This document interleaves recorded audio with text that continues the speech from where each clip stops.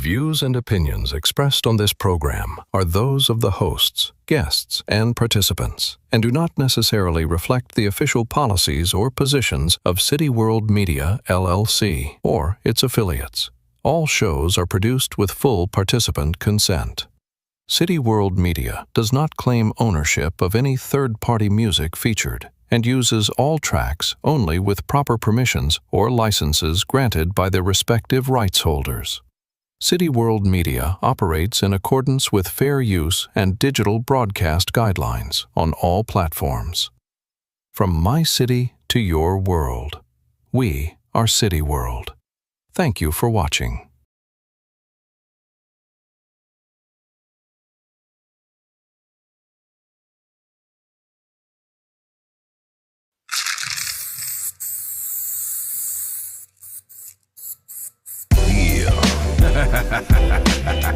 Monstro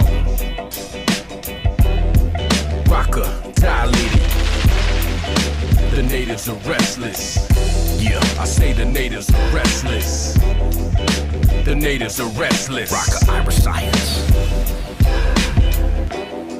Let's go, let's go. Yo, let's gather here a second, taking the atmosphere. As I steer this vessel like a Chevrolet Cavalier, I'm a native to this culture, chasing vultures up out of here. Fuck out of here, a lot of work put in like Vladimir. We dismissing fear. Listen here, if your loyalty shifts over clout to the point where you disappeared and disappear, you overlook those who wrote the book. How does that work? How you a factor when there's gaps in your chapters? Let's cancel the chatter off the grid, damage your scanner, shed some light in this tavern, and hold this mic just like a lantern. I don't settle for the standard or nestle in the pasture, turn a happy camper into a snack for a pack of panthers. My pops would often reminisce on the mothership landing, and then become saddened at how the brothers disbanded over money mismanaged and traditions abandoned, which made the natives restless, shifting the dynamic.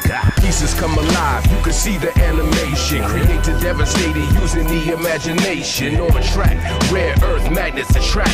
Aerosolic, acrobatic, black magic. In fact, check the black book, biblical verses, I'm back at it. Born in June, born again when I first saw Soon. Scriptures in that street calligraphy like Chaz. Found rap 1580 K-Day, the soundtrack. So I rhyme picture sharp, write them with an exacto. Vibrant and crystal clear, or futura abstract flow. Jungle green metaphors, icy grape similes. Watching for enemies and 5'9" for penalties. Rhymes pure energy, represent the culture infinitely. Spit motion pictures and documentaries. Rest in peace to search sleeves, rate, price, and test. The angels have blessed this, but natives are getting restless. Writing my name and graffiti on the wall.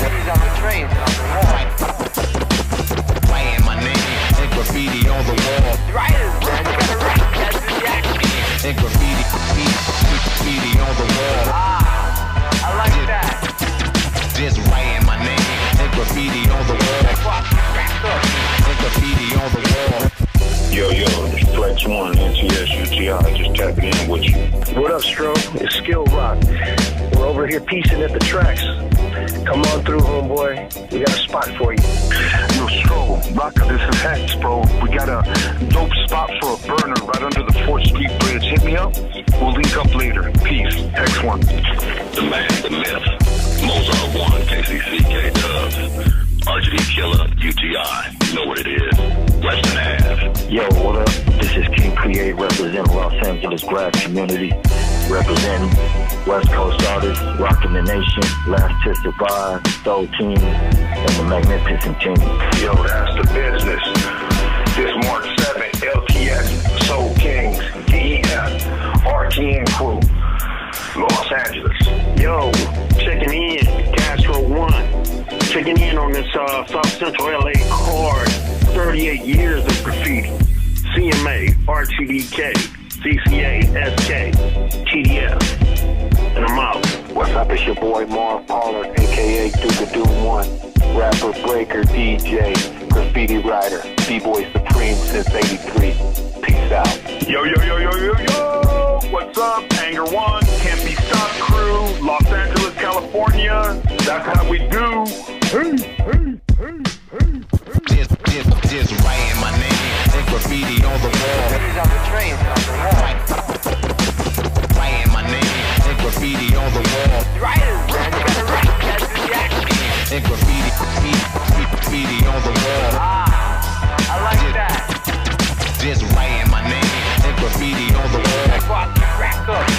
graffiti on the wall. Yo, what's up? It's your boy, Gasoline, MTA, West Coast artist, under the influence. Ask about me. Graffiti Pigs. This is legendary Ink One. You know I'm over here painting, representing for some of LA's finest and tightest graffiti writers, the Rockin' the Nation Graffiti crew. Old school CCA, CMA, KWS alumni. Also representing for that East Coast TMT crew. Yes, sir. Project Globe in the house. Peace.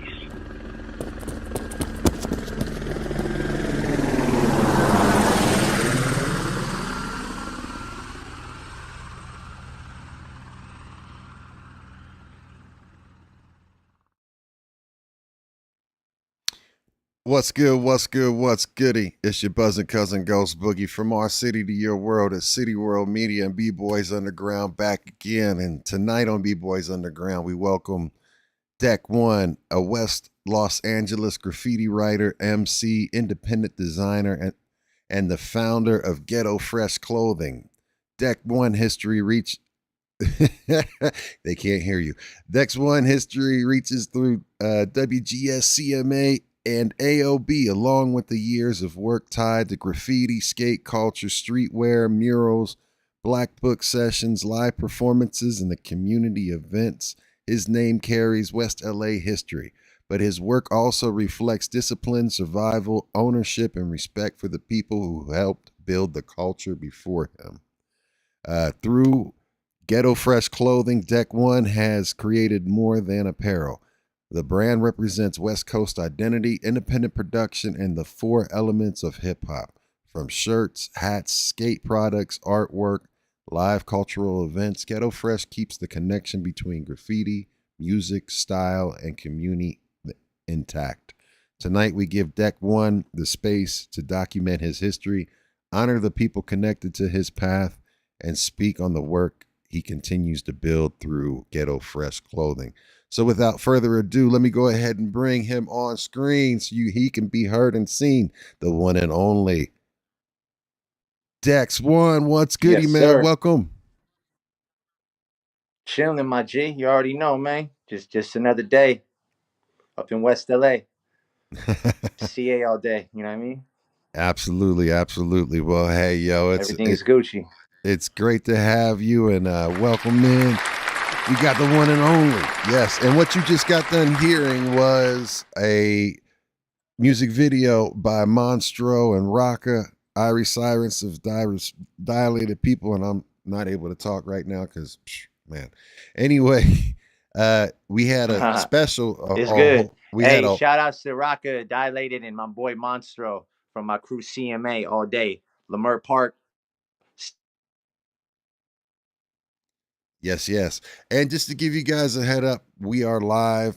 He's having some connection issues, so he'll be popping in and out. And we're going to try to get this in. So what we're going to do here is also let you know that we did do a special episode of that actual whole breakdown where we had everybody that was a part of that episode or that video on the show, and that was a whole interview for B-Boys Underground. And I'm gonna put the link to that in the chat so you guys can watch that. Got to give a big love and thanks to, of course, everybody that was a part of that episode. And once again, he's having some connection issues, so we'll be popping in and out.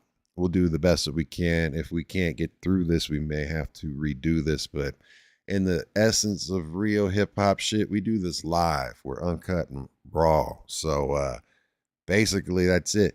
You can check us out every single Wednesday, Monday, Tuesday, Wednesday, Thursday, and even Fridays coming up here soon. As I continue to try to keep grinding and keep mashing, we're just building and building and building. Got to give a big love to Mad Ways. What's goody, fam? We got Jim Alexander in the house. And yeah, man, salute. Make sure you check out that past episode with Jim Alexander.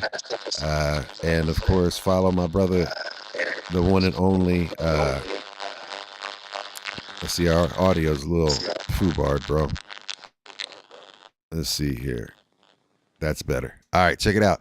So much love to everybody tuning in live. We got Dex back in the house. So Dex, as we always start the episode off with is I want you to tell us your first memory that you have associated with hip hop. And basically, when I say this and ask this question is that I want you to actually be as visual as you can. Put us in the space, put us in a place.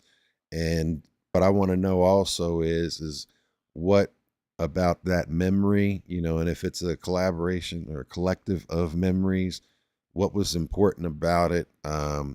So important that it made an impact on you to where you are here today, even in this moment with everything. A self-made man. So take it over. Let us know about your first memory that you have associated with hip hop, family. Yes, sir.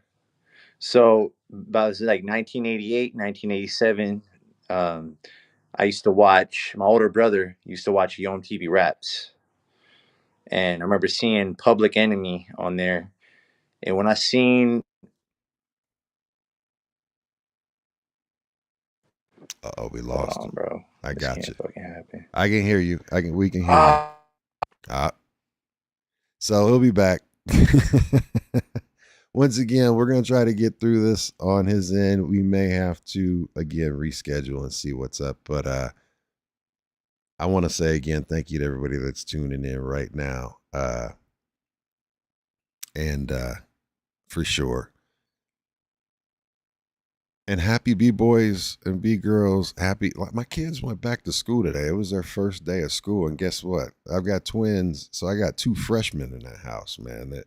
Their first their first day of high school. It's crazy. I feel older. And yeah, it absolutely seems like things have gone way too fast. So it's crazy. It's crazy, crazy, crazy. And we got them back, I think. We back.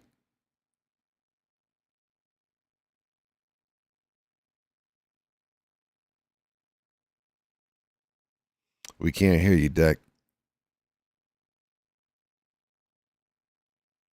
He'll be back. So yeah, I mean, just think about it like this. I cannot believe that I have freshmen in the house. And it makes me sit back and think about just, I can remember the first day that they had, preschool and everything like that. And it's just crazy. So if anybody out there, time goes fast and don't trip. You back? I can hear you, I think. Deck?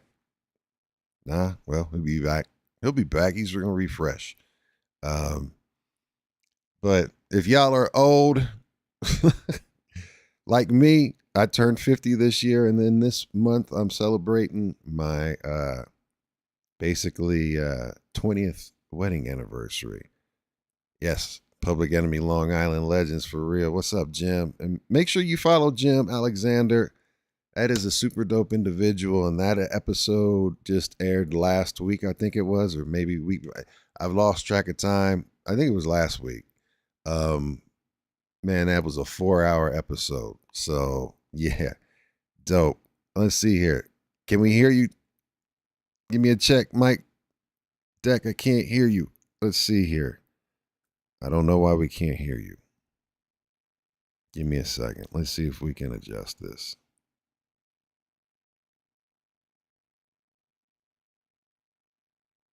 Yeah, we can't hear you, fam. Something's going on your end.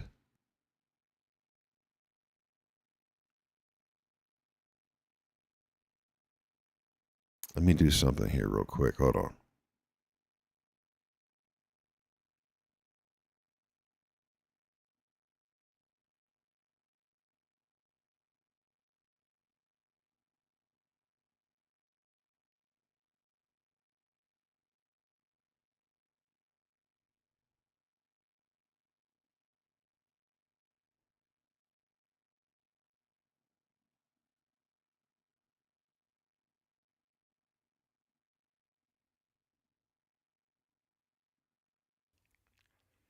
Say something for me, Deck.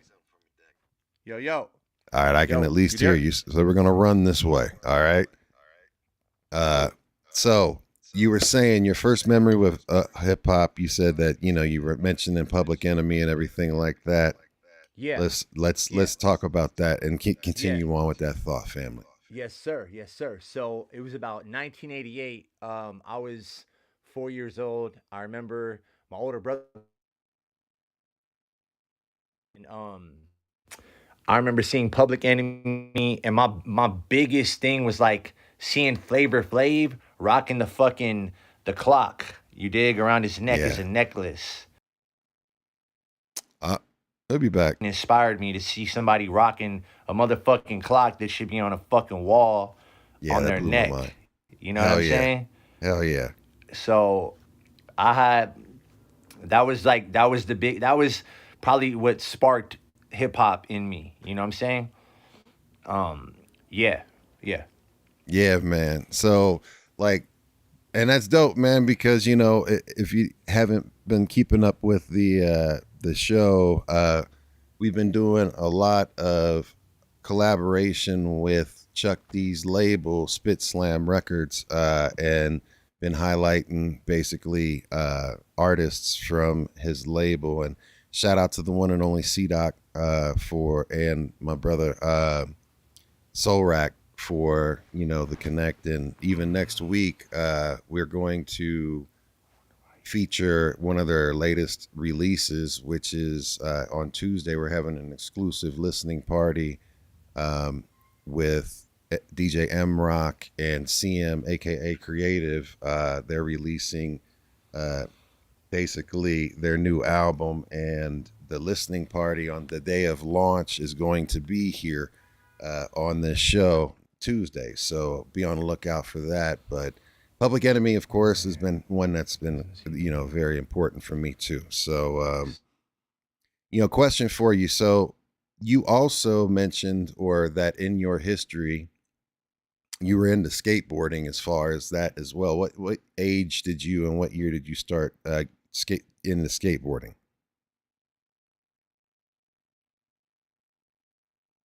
He'll be right back. So anyway, I can definitely attest, the first time that I remember seeing Public Enemy, that was a mind-blowing experience. And when he mentioned the whole clock thing, I can remember everybody in my middle school basically rocking clocks, and they had the clocks that became something you could buy at the stores and stuff like that. That was something that was huge. I never had a chance to get one. My parents wouldn't get me one, but Flavor Flav, Chuck D, and the whole family. You think about Terminator X and everybody like that. There we go. Yo, I can hear you now. All right, dope, cool. All right, cool. So if you think about it like this, tell me about transitioning in from that memory you had. Also in your history, you were into skateboarding. As far as that goes, at what age and what year did you start skateboarding? I started skating when I was very young, like 5, 6, but it was just cruising around Venice. Mm-hmm. Then I got into the tricks and all that, learning how to ollie in 1996. I was like 11 or 12, and I remember like picking that shit up like the first day when a lot of my homeboys from the neighborhood, they were like taking them weeks and they had been skating for months. And I originally was a basketball player. So I switched over to skateboarding, and I picked that shit up quick. Hell yeah. So what was your first I started board? Skateboarding all. Oh, I'll be back. You back? I can hear you. Oh, well, he'll be back. We might actually end up redoing this episode, and when he has an opportunity to have a better signal. And but y'all rocking with us live, we're gonna do the live show. Who cares, right? We're live, and one of my mottos is always "fuck it, we'll do it live." This is real hip hop shit right here, y'all. But I'll tell you, like, one of my earliest memories of skateboarding, I mean, my father had one of the OG skateboard decks, like the little skinny, narrow joints. We back? Can you hear me?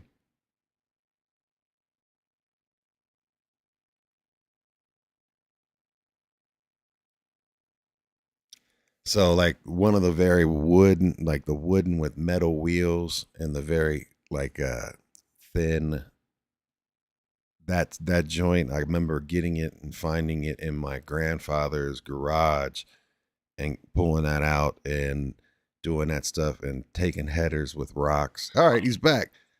What was your first skateboard? What was your first deck? Oh, yeah, World Industries. World Industries? Hell yeah.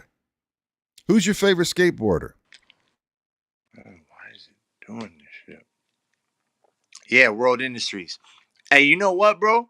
What's that? I might pull up to where there's Wi-Fi so we can like really. I think it's the connection. Yeah, it definitely is your connection. Yeah. So I mean, we'll be back. Yeah. So we'll just kick it like this. Hey, y'all, check this out. What we're gonna do when he goes to get something and get the Wi-Fi back, we're gonna do this. We're going to do some videos. And one of the things that I'm going to do is we're going to run through some videos of past guests that we've had. And we will, let me do this. We're going to do Jim Alexander because he was just recently on.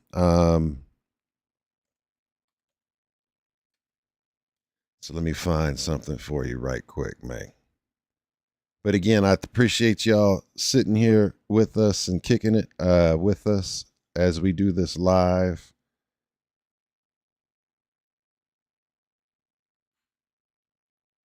And let me know, everybody, what city, what state, what country, what continent y'all are tuning in from. As we look for...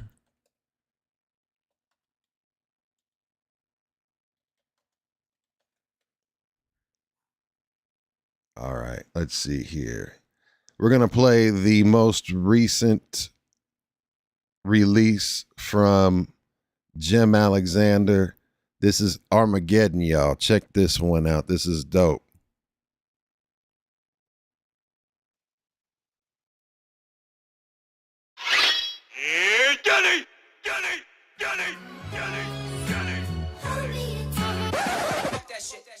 Fuck that. It's time for Armageddon. Arm yourself, cause Armageddon is mad. Count down to Armageddon. Consider yourselves. The base is all loaded, the fans are on their feet. I step up to the plate and crack the back to the beat. Backpacks full of heat, full retreat. When I pull the wool from sheep, all my people about to rally real deep. Like the 92 riots in the violent Cali streets. It's the silent side of me that's more psycho than the beast. East Coaster, nasty as fucking eat chocha. Freak soaker, sleeping over with my feet up on the sofa. So phenomenal, abominable snowman skin tone. I'm stepping off a sailboat, hair looking windblown. Cobra Kai feeling feet sweeping your shin bone. The sound of me clapping your bitch cheeks, my ringtone. About to go assault, you little cowards throw assault. Cause my heart's so empty like Al Capone's vault. Catapult, flaming boulders that smolder, aiming at soldiers. Better pray to Jehovah cause the soft days are over. It's time for Armageddon. Arm yourself cause Armageddon is mad. Count down to Armageddon. Consider yourselves. Stab them every letter, amputate them with a syllable. My imagination leaving lacerations on your physical. Your fabrication is assassination, we despicable. I cause floods when I'm graphing pages, it gets biblical. Hardcore snapping these rappers faster than poster boards. I'm like some Alexander the Great. Don't wanna go to war, the overlord, throw them overboard. My vocal cords possessed by the devil, you can't test me, you know the score. They said you was dope, at best you a joke.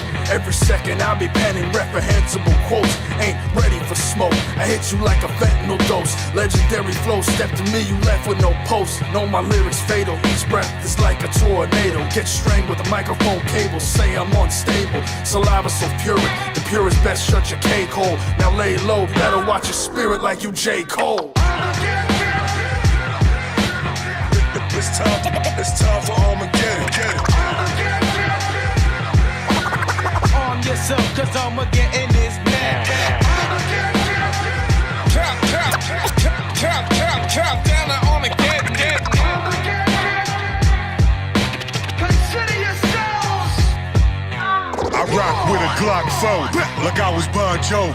Exotic leather holster, keep the llama cozy. I'm efficient with the fish scale. Master electrician, no fiction, I know the plug well. Oh, use a thug well, I'ma let you in on a secret. It's only one hell, and I'ma send your ass to it by sending 3 at your forehead and get a high five from that 666 guy. Potato on my barrel, gon' be French fries. How else you think I rap like this? This is a demon speaking, he patrollers. With makeshift nunchucks from Wii controllers.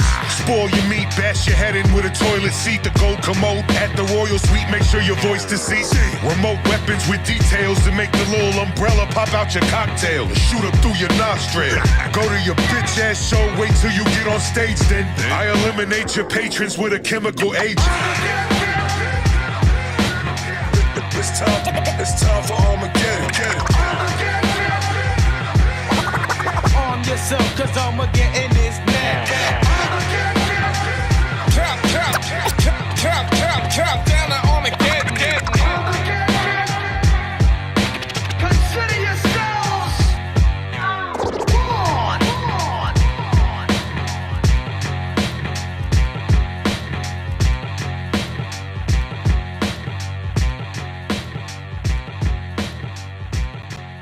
All right, yo, that was Armageddon by the one and only Jim Alexander, featuring, of course, Apathy and self-titled Sick. Make sure you follow Jim and run that up. And then we're back. We got a better signal. Yeah. All right. So look, we're going to do this right.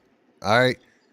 What I want you to do is take me back to your first memory associated with hip hop so we can just start this all over again. Then we'll get into it. All right, fam? Yes, sir. So let's talk about it. This was the late 80s, man, when there was Young TV Raps on cable. You feel me? Different era. Whole different era. This is like 40 years ago type shit. You know what I mean? Mm-hmm. I remember just being so influenced by Public Enemy #1. You know what I'm saying? This is around the time Fear of a Black Planet came out.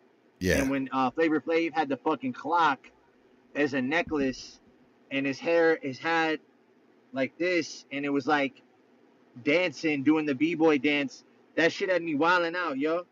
Like, word to God, like that shit was just, I'm like, yo, this is the illest shit I ever seen in my life. You know what I mean?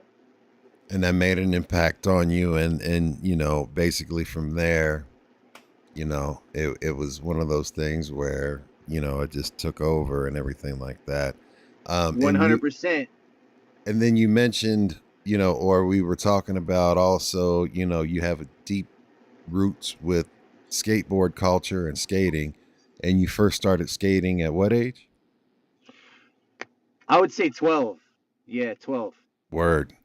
And at that point, like you said, you were cruising around, and then what made you start, you know, evolving? Doing tricks? Yeah. You know, I'm a very competitive person, and seeing my friends never played basketball, but I was the best basketball player in middle school and high school. You know, All right. I transitioned from basketball to skateboarding throughout my teenage years. Okay. I was told in high school I could have made it to the NBA. I was that good. You know what I'm saying? What made you stop from that, you know, continuing on to that, from that path? Like, what made you, like, just, you know, got you out of that? I'll be honest, bro. It was like a mixture of things. I remember that, like, month transitioning from basketball. All my homies were basketball players, you dig, in middle school. And then coming to school with a skateboard, and all my homies are like, you know I'm baller. They was like mad. They was like not offended or disappointed that I like left the basketball scene. You dig? Yeah. But I was like, this is the thing. I started skateboarding, And this has to do with Ghettofresh Clothing because I would wear clothes to school back the shit nobody in fucking school would wear, my boy. Talking about fatigues, like blue fatigues, army fatigues, Yeah. with a fucking skateboarding t-shirt. And fools would be like bugging out, like, yo, what the fuck? You rocking Jordans with fatigues and a skate t-shirt? Nobody do it. Like, you, the fuck, like, it was an eye catcher for people. Yeah. Then it was funny because I noticed 10 years later, fast forward like 2007, this is 97 I'm talking about, that became cool. Yeah. Skateboarding and graffiti or skateboarding and hip hop started to merge more. Yeah. You know? But I was one of the first people to really, as far as fashion, because of being playing basketball and then getting into skating and mixing my fashion up, I set a lot of trends in the neighborhood. So I noticed even in just like in LA, people started wearing like that because where I'm from, the part of LA I'm from, which is like mid city, West LA, people either were dressed strictly to a T as a skater. Mm-hmm. Like I remember this one dude, we would skate at this park, me and my cousins. We lived right next to Douglas Park. And I remember my cousin pointing out this dude. He's like, yo, this dude's trying to look like Chad Muska. Because back in the late 90s, like 97, Chad Muska was the motherfucking man, bro. As far Absolutely. as like fashion, him, I got to give it up to two people, Kareem Campbell and Chad Muska. Chad They're both Muska's legends dope. to me. Absolutely, Yeah. man. Hell yeah. Yeah. Chad Muska set trends that forever changed the game. I remember he made a backpack, a shorty's backpack that you could fit your skateboard inside. I do remember that too. I remember seeing that. Hell yeah. And he even after that, he made one that you could fit two 40-ounce bottles on each side. Yeah, and the skateboard. And this motherfucker went even farther. He was sponsored by ES, Yeah. right? Yeah. Which was like a click off of Etnies. And he had a weed pocket in the tongue of the sneaker.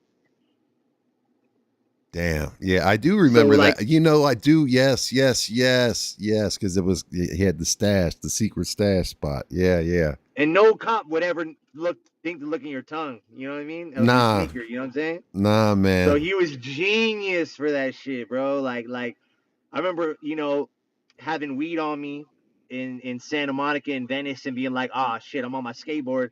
Where can I put my weed so it doesn't smell? Or because back then weed was no joke. They'd lock you up. Oh, hell yeah. So Chad Muska saved a lot of kids from going to jail. A lot of, not to say kids, teenagers from going to jail over smoking a little bit of weed that really was nothing but medicine for us back then. Absolutely, especially being on skateboards when you I know the pain that's associated with it myself. You know what I mean? Like taking those headers and everything like that. It absolutely helps with pain. So yeah, I was always real resilient as a teenager. I never got into any skateboarding accidents. I was always like, I don't know, man. Like I was the best out of my whole squad. Dope.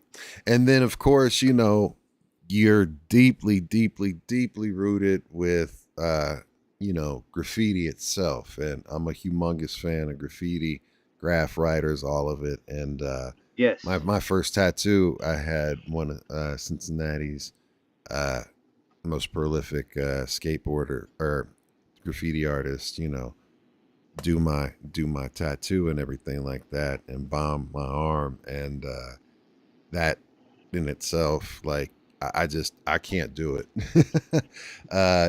What got you inspired into being creative like that and doing graffiti?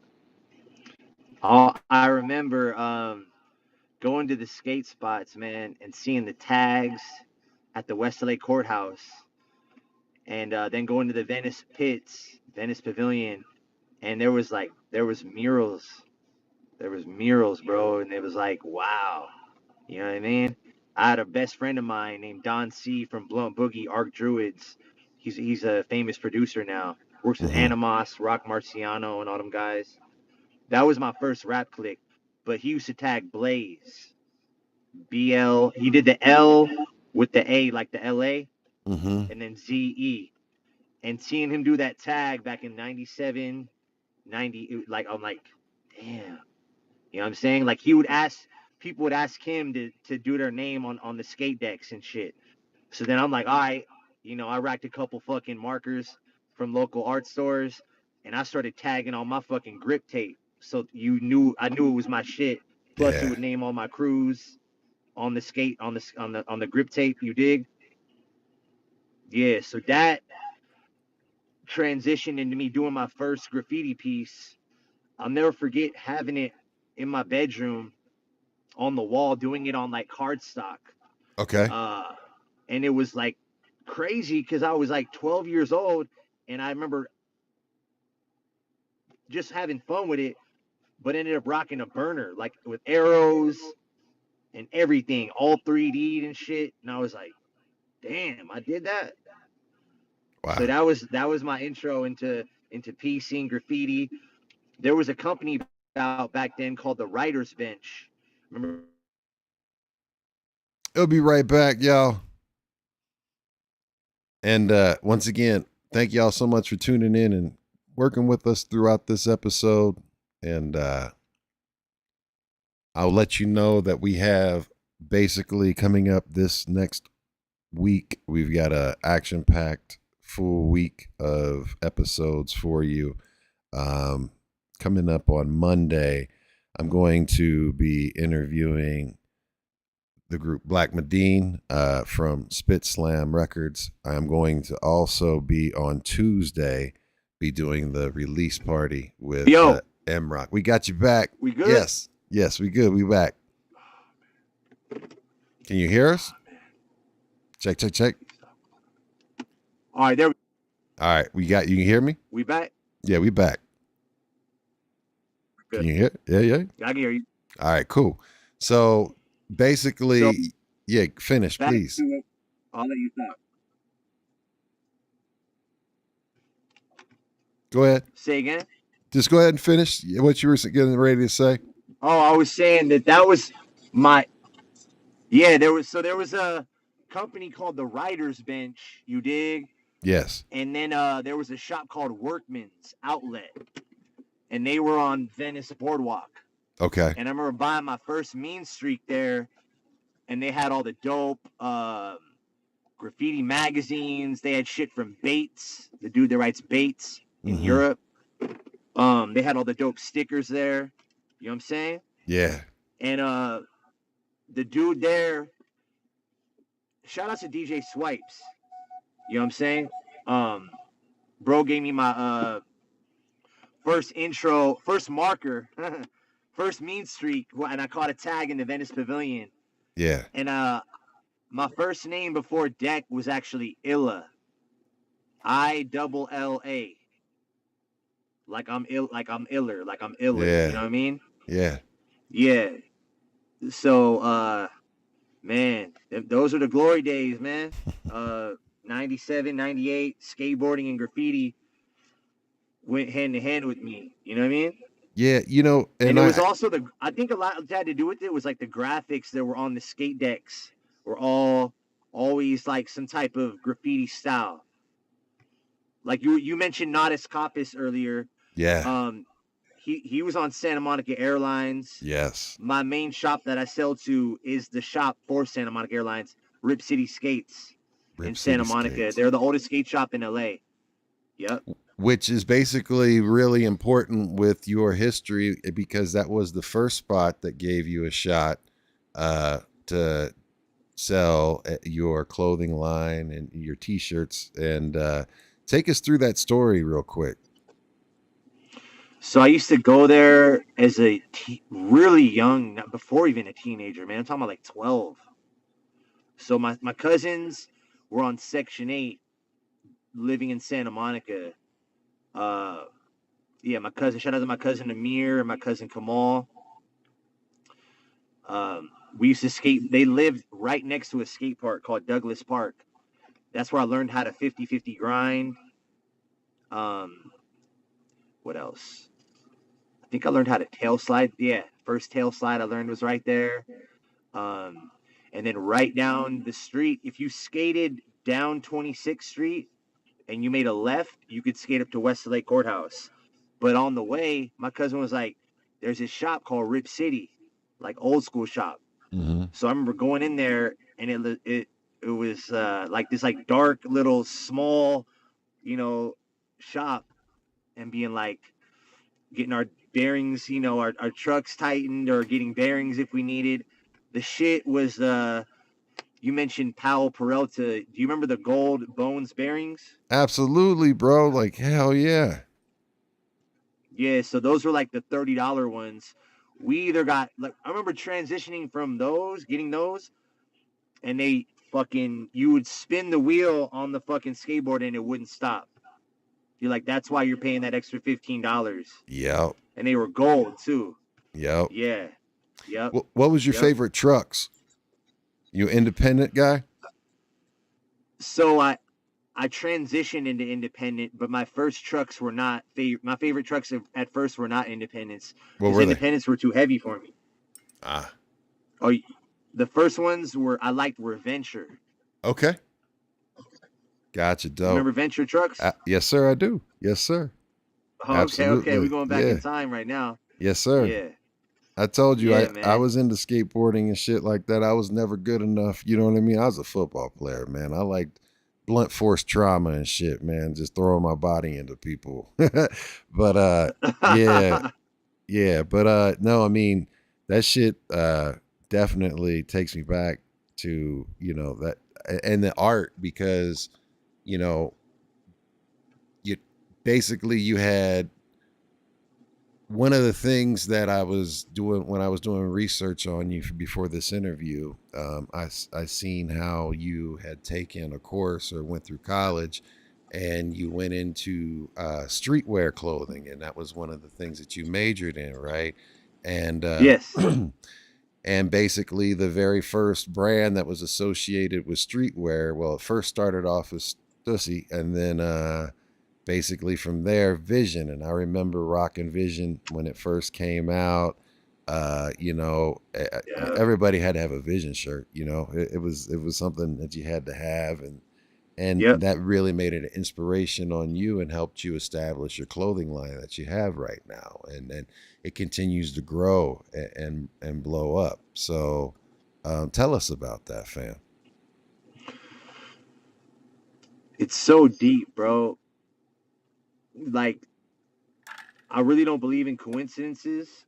I believe that like there's a higher power. People have a lot of names for it, but like everything, if you want to say everything's a coincidence, you could say the word coincidence is coincides. So everything coincides, everything's in accord with everything. Yeah. So like the fact that my cousins live next to a skate park that was down the street from Rip City Skates, and then I ended up stopping there on the way to West LA Courthouse and skating all fucking day till, we were sweaty and all that shit. You know what I'm saying? And I never really thought, like, going in there as a kid, like, that I would have my brand selling in there, to be honest, because you can't just go into there's not a brand out there right now that you can go into Rip City and get your brand selling in there. They're going to fucking tell you, have a good day. You know what I mean? Yeah. Yeah. Now, when you met Chad, how much of an impact, like, and I know you mentioned it earlier, but how much of an impact did that experience have even to this day on you? It had a lot of deep, you're right. You're on point with that question, because the fact that it was a homie from LA that kind of looked similar to me, and he started Shorties, he started all these, he was an innovator, in skateboarding, but also in streetwear. Like I said, he had the fucking shoes with the weed pouch in the tongue. You know what I mean? Nobody did that. Mm-hmm. Nobody thought to do that type shit. You know what I mean? Oh, he also had a wheel company called Ghetto Child. And I never like thought of Ghetto Child to start Ghetto Fresh. You know what I mean? Maybe one day we can collaborate.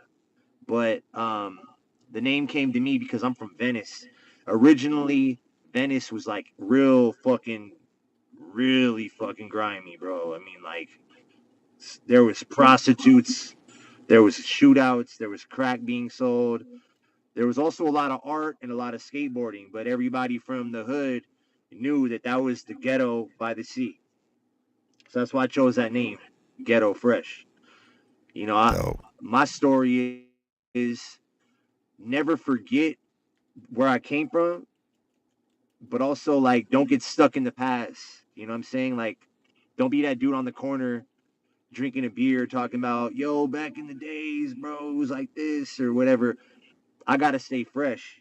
You know what I mean? So it's like remembering my roots, paying homage to the OGs and those before me, like people like Chad Muska, people like Tony Alva, people like Tuma, everybody on Santa Monica Airlines, Nadas Kapis, Kareem Campbell, Saul Barbier, Day One Song. Oh my God, probably my favorite skater. Rodney Mullen. Who else, What? bro? Come on, Everybody on. Shout out to the one and only, like the Mutt, Roddy Mullen, and also, of course, for me, Caballero. Those two for me. Caballero, yeah. And then, of course, Christian Hosai. I mean, that's like the top three for me. And then, of course, no disrespect to anybody, any of the other ones, but for me, those were the three that, like, I just would be in awe of, and still am in awe of those guys. Yeah, no doubt. Definitely, man. The first skate video that I ever watched, and then I ended up getting a copy of buying on VHS, was called Trilogy. And they called it Trilogy because it was 3 different skate companies all in one video. Whereas most videos it was one skate company on the fucking tape. You know, it was either Chocolate or World, you know. This was World Industries, 101, which ain't even around anymore, and Blind Skateboards. Yeah, oh yeah, So Blind. it was everybody from all 3 of those teams. So it concluded everybody on World Industries. A lot of people might not know World Industries had Day One Song. They had Kareem Campbell.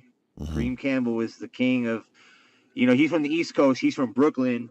And if anybody listening out there doesn't know, everybody knows about Brooklyn Projects on Melrose. They might not know that was founded by Kareem Campbell because he's from Brooklyn. And it originally wasn't called Brooklyn Projects. It was called Brooklyn House West. Okay.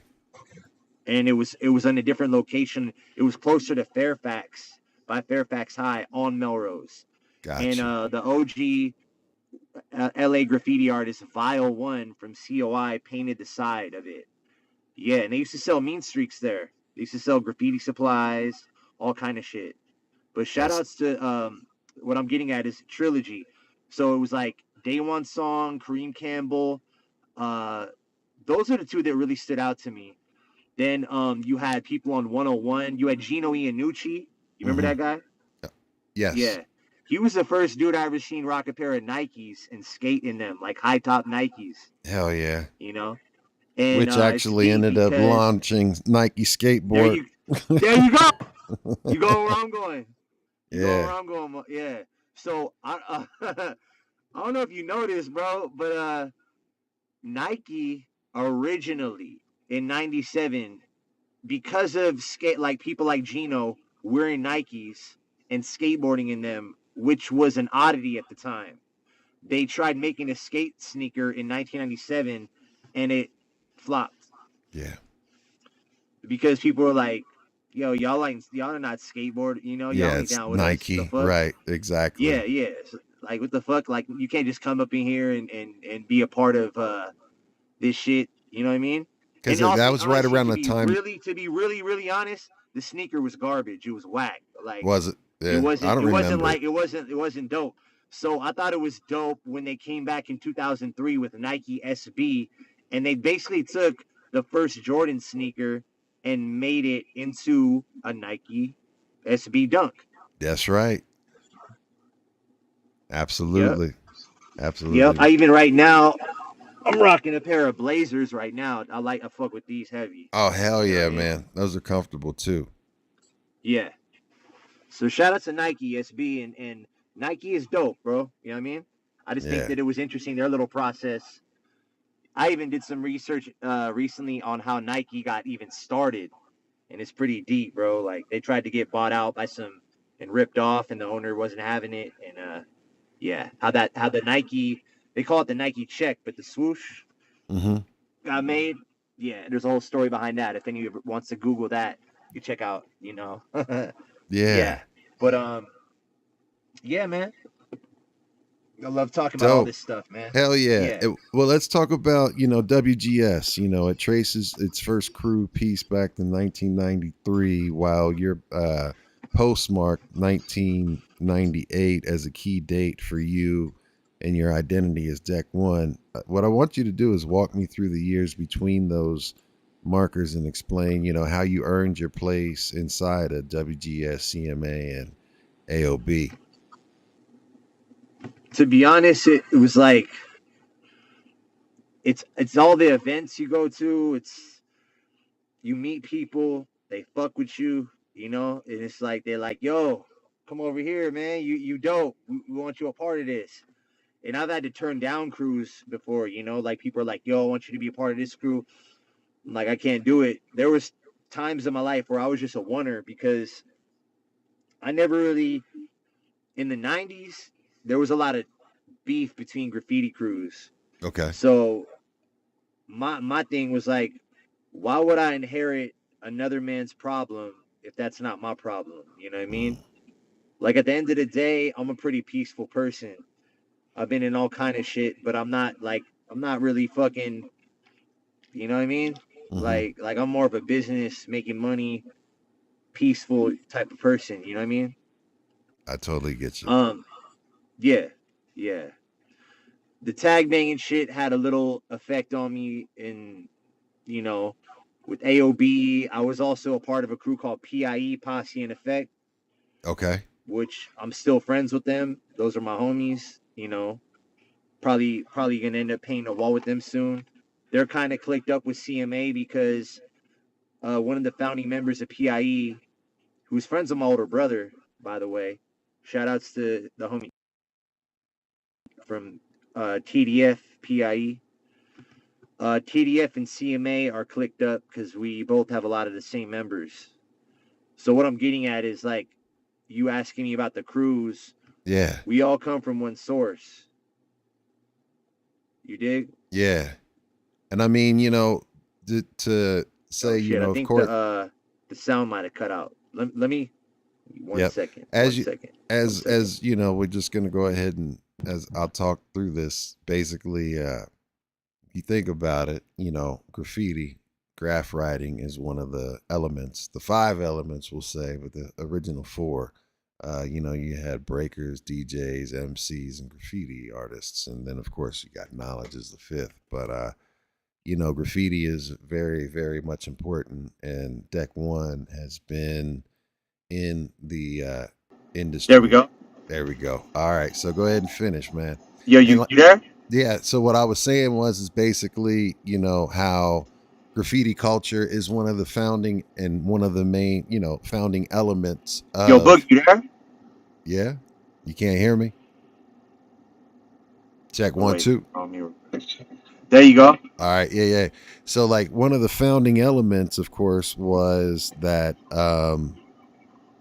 basically you got to say graffiti, right? That was one of the founding elements. And that's, you really, not only that, you've been kind of like a b-boy and part of hip hop throughout your life, all the way from when you first saw the, Public Enemy on Yo MTV Raps to now, because you even MC, but, graffiti being something that you really, really were a part of and in it,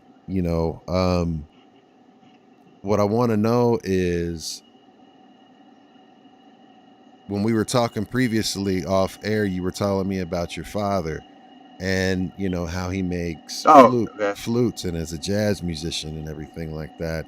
And you know, Yeah. did your father being in music as much as he was and making flutes and all of the stuff and play, did that really fuel your creative side of you? Yes, to the fullest.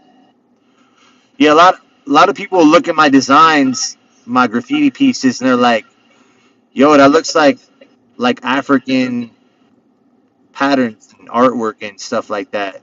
And a lot of my graffiti people can't even read. People will be like, "Yo, that's too wild style. It's too crazy looking," and I like that. I got you. Hell yeah, man. I mean, I love it. I love that shit, man. With you know, I you had mentioned and because I am going through cancer, and you had mentioned that your father's going through cancer as well, and I just want everybody to make sure that they send positive vibes to your father, you know, and what his fight, because anybody, I've lost the majority of my family to cancer.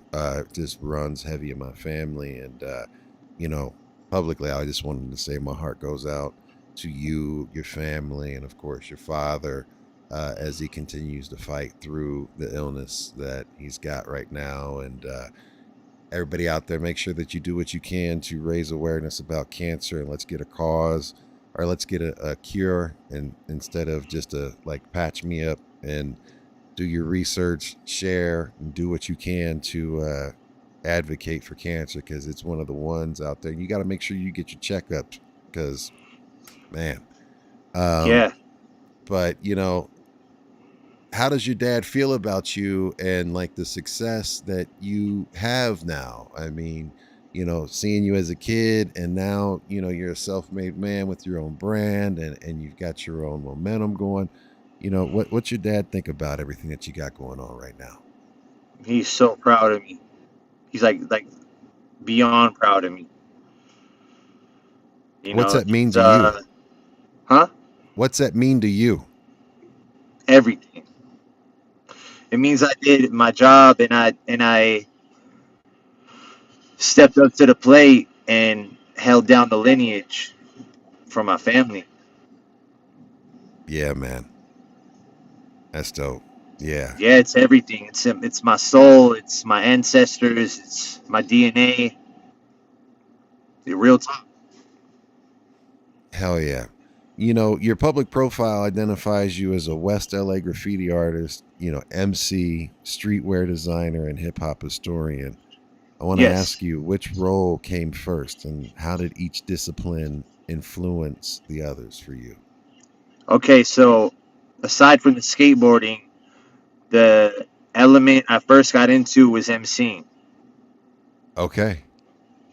at a very young age. Like talking about like 5 years old.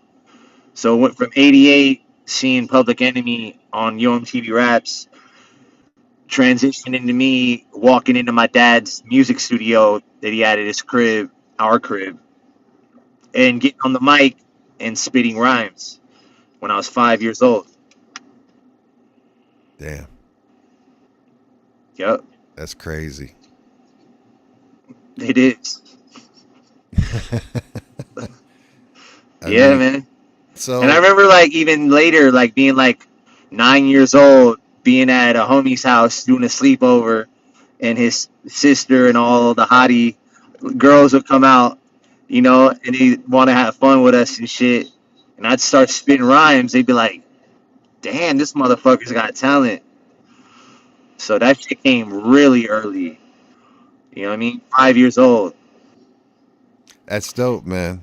And you still Yeah. continue to, you know, you still continue to MC and spit to this day. And, you know, are you ever going to, or do you have plans on releasing any type of projects or work? Are you looking to collab with anybody, or, you know, what takes priority in your life at this moment?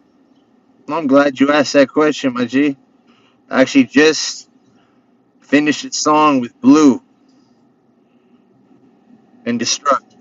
Dope. Hell yeah. And shout out to the Blue and Destruct. You know, we've had Destruct on multiple times, and that's the family right there too. So He's an LMC, so I'm looking forward to that. When are you guys going to Oh, release it? bro.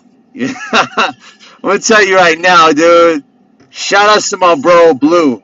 John Barn. I want to put his government name out there. X that out. Shout outs to Blue.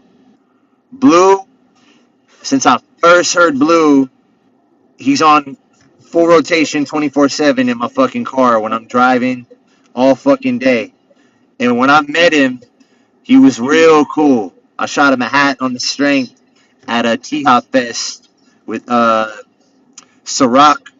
on Rhymesayers. Yeah. 60 East, his birthday, in 2024. And then earlier this year, this beautiful opportunity presented itself into my life where I was up in Westwood by UCLA, and I met this girl that worked on UCLA radio. And she was big into hip-hop. So she was like, yo, let me show you some shit. And I was like, she's like way younger, you know what I mean? Mm-hmm. Born in fucking, she's like 23 years old. I'm like, yo, let the OG show you something.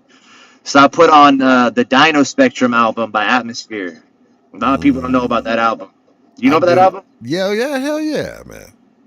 Well, trip out, bro. I met, and nothing against my homegirl. I got a homegirl of mine, not going to say her name, but she's like a diehard Atmosphere fan. And I was at her house, and I showed her that album, and she's like, I never knew about this album. But I grew up on that album. Yeah. So basically, getting back to Blue, I showed her the song that's called, it's on the Dino Spectrum, and it's the same beat that Kanye West uses in Drive Slow and Tupac uses in Shorty Wanna Be a Thug. Oh shit, that's Yeah, I'm trying to think of the actual name of the sample. Yeah. It's called Word is Born. Yeah, for sure. So check it out. Anybody can look that up. Doesn't matter. We'll get to the point. I bust that song out, and I'm like, yo, check this shit out.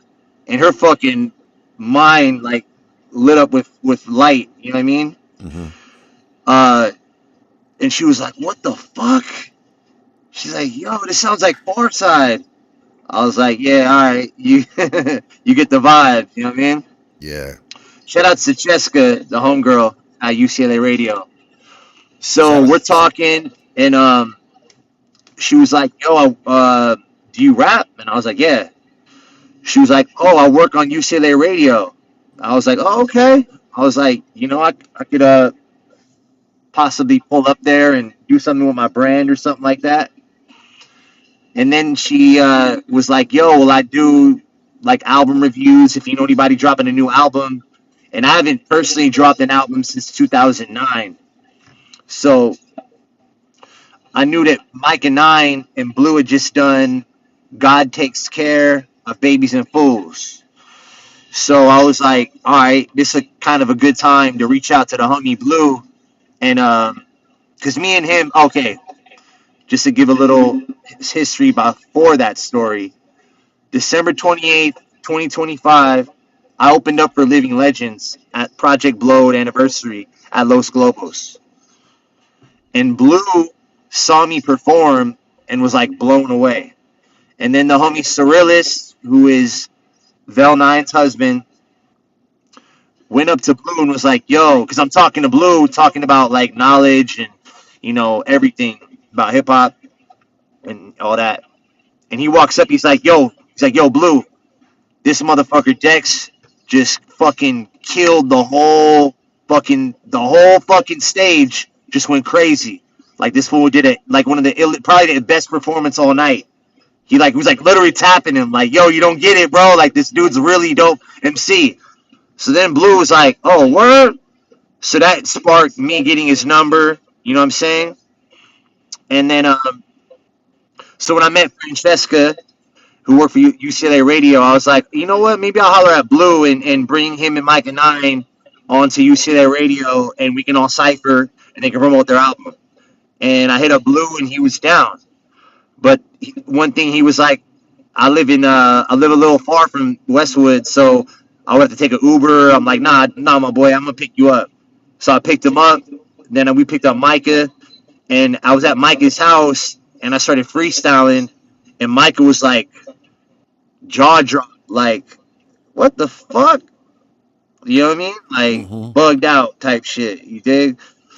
And so we pull up to UCLA radio, and we all she does an interview on them, and yeah, they got to play the whole. She listened to the whole album, kind of how you did the discography on me.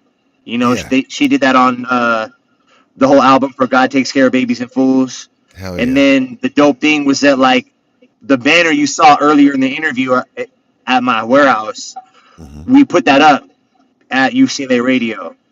And I don't know if you know this, but UCLA Radio has been there since 1963. Wow. 1962. So the mics there are from that year. They're vintage mics. They still have the same mics? That's sick. Hell yeah. Yeah, bro. So we got to spit on these vintage mics, and Mike, it was dope, bro. If anybody hasn't checked it out, it's on my Instagram. It's on YouTube. Shit. We might have to redo one with me, Blue, and Micah, because they got another album coming out, and now I got a song with Blue, and me and Blue are working together. Listen, family, you are family, and that's one of the reasons why I reached out to you and wanted to make sure that I had an opportunity to get you on. And anytime you and the crew want to jump on, you know, my platform is your platform, and I'm here to, you know, basically celebrate and document and, you know, do anything I can to get the real culture out, and also, like, all of the different genres of hip hop, you know, and the up and coming underground artists to the legends to everything, you know, and it's not there. I don't believe in gatekeeping and shit. Like, you know, as far as, like, I'm big on that too, bro. Yeah, like, you know, you got to include the young ones because, and also accept the young one sounds for what it is, because I remember how the old heads would look at us and, you know, and be like, that's not music. They would literally say, that's not music. You know, remember when they used to say that about hip hop? They're like, that shit ain't music. That shit ain't gonna last. It's not gonna last. It's not gonna last. And, like, look, they said it was a fad. Exactly. They're like, it's a fad. That's just a thing that's gonna come and go. And it fucking took over the world and took over all of culture. You know what I mean? You got motherfuckers in the Middle East that's fighting right now, and they still they throwing. Bro, I was driving on the freeway the other night, and I couldn't believe this shit, because I'm good friends with Shaheem the Rugged Child from Wu-Tang, right? Oh yeah, mad love to him. Yeah, that's my brother. I could bring him on here too if you ever need. Hell yeah, that would be amazing. You want me to make that happen? Yes, sir. I got you. Hell yeah. Yeah, I was driving on the freeway the other night, and there was, like, you know, the casinos that are all through, like, Torrance and all that? Yes, sir. So they got these big signs that are lit up for, like, Chevrolet, Ford, all that shit. You know what I mean? All the car lots. And they got the casinos and all that shit, the malls. And I couldn't believe when I was driving by, and it was the Wu W, and it said Wu-Tang Clan show something, and I'm like, the fuck? Like, bro, Wu-Tang is up there with Ford and fucking, you know what I'm saying? Like, it's crazy. That shit's crazy. It's amazing. I would have never fucking think that, dog. And back, you know what I mean? No, I know exactly what you mean. I've got one of my bags that I rock, you know, they have what they call morale patches with the Velcro on them. Like, you know, you have the bags that have, like, the Velcro strips, and you can put them on there. And I've got a Wu-Tang emblem on there and stuff like that I'm always rocking and shit like that. And, like, my last name starts with a W, so, you know, and my initials are BMW, so it's, like, always been something like, you know, W. That's dope. Anytime there's a W, like, I've always fucked with Wu-Tang since the very first time I heard them. I mean, just thinking about how they brought in the of course, like the whole kung fu aspect of it, and was Yes. mysterious, and like Yes. like the first album covers and the first the 12-inch singles with they had the whole white masks on, and you didn't know who the hell was who and shit. With the fucking with the chessboard. Correct, right? And like, you know, just all of that was like just staring at that. Like, bro, I'm gonna give it to you with no trivia. Bro, like Kid King straight from Bolivia. Bro, that shit's wild. Like that music is so powerful, bro. And like you said, they're rocking the white mask. You can't even see their face. Timeless. You know, and they got the I love the sword fucking the sound effects. The ching. And what I found out recently too about the W is that the brother that drew that W wanted it to look like it looks like that because it's supposed to be two sides of a sword. Does that make sense? Yeah. Oh, absolutely. And that was Mathematics that did that. Who ended up producing his first full-time, which was the album that they like officially inducted Redman. It came out right around the pandemic or right before the pandemic. It was completely produced by Mathematics, and that album was ill. And it was like one of the first albums that had them all back on, had the main roster back on, and I love it. And then, you know, they still are doing stuff with Mathematics too. Yeah, rest in peace, Power, too. Rest in peace, yes, absolutely. That was huge. Yeah.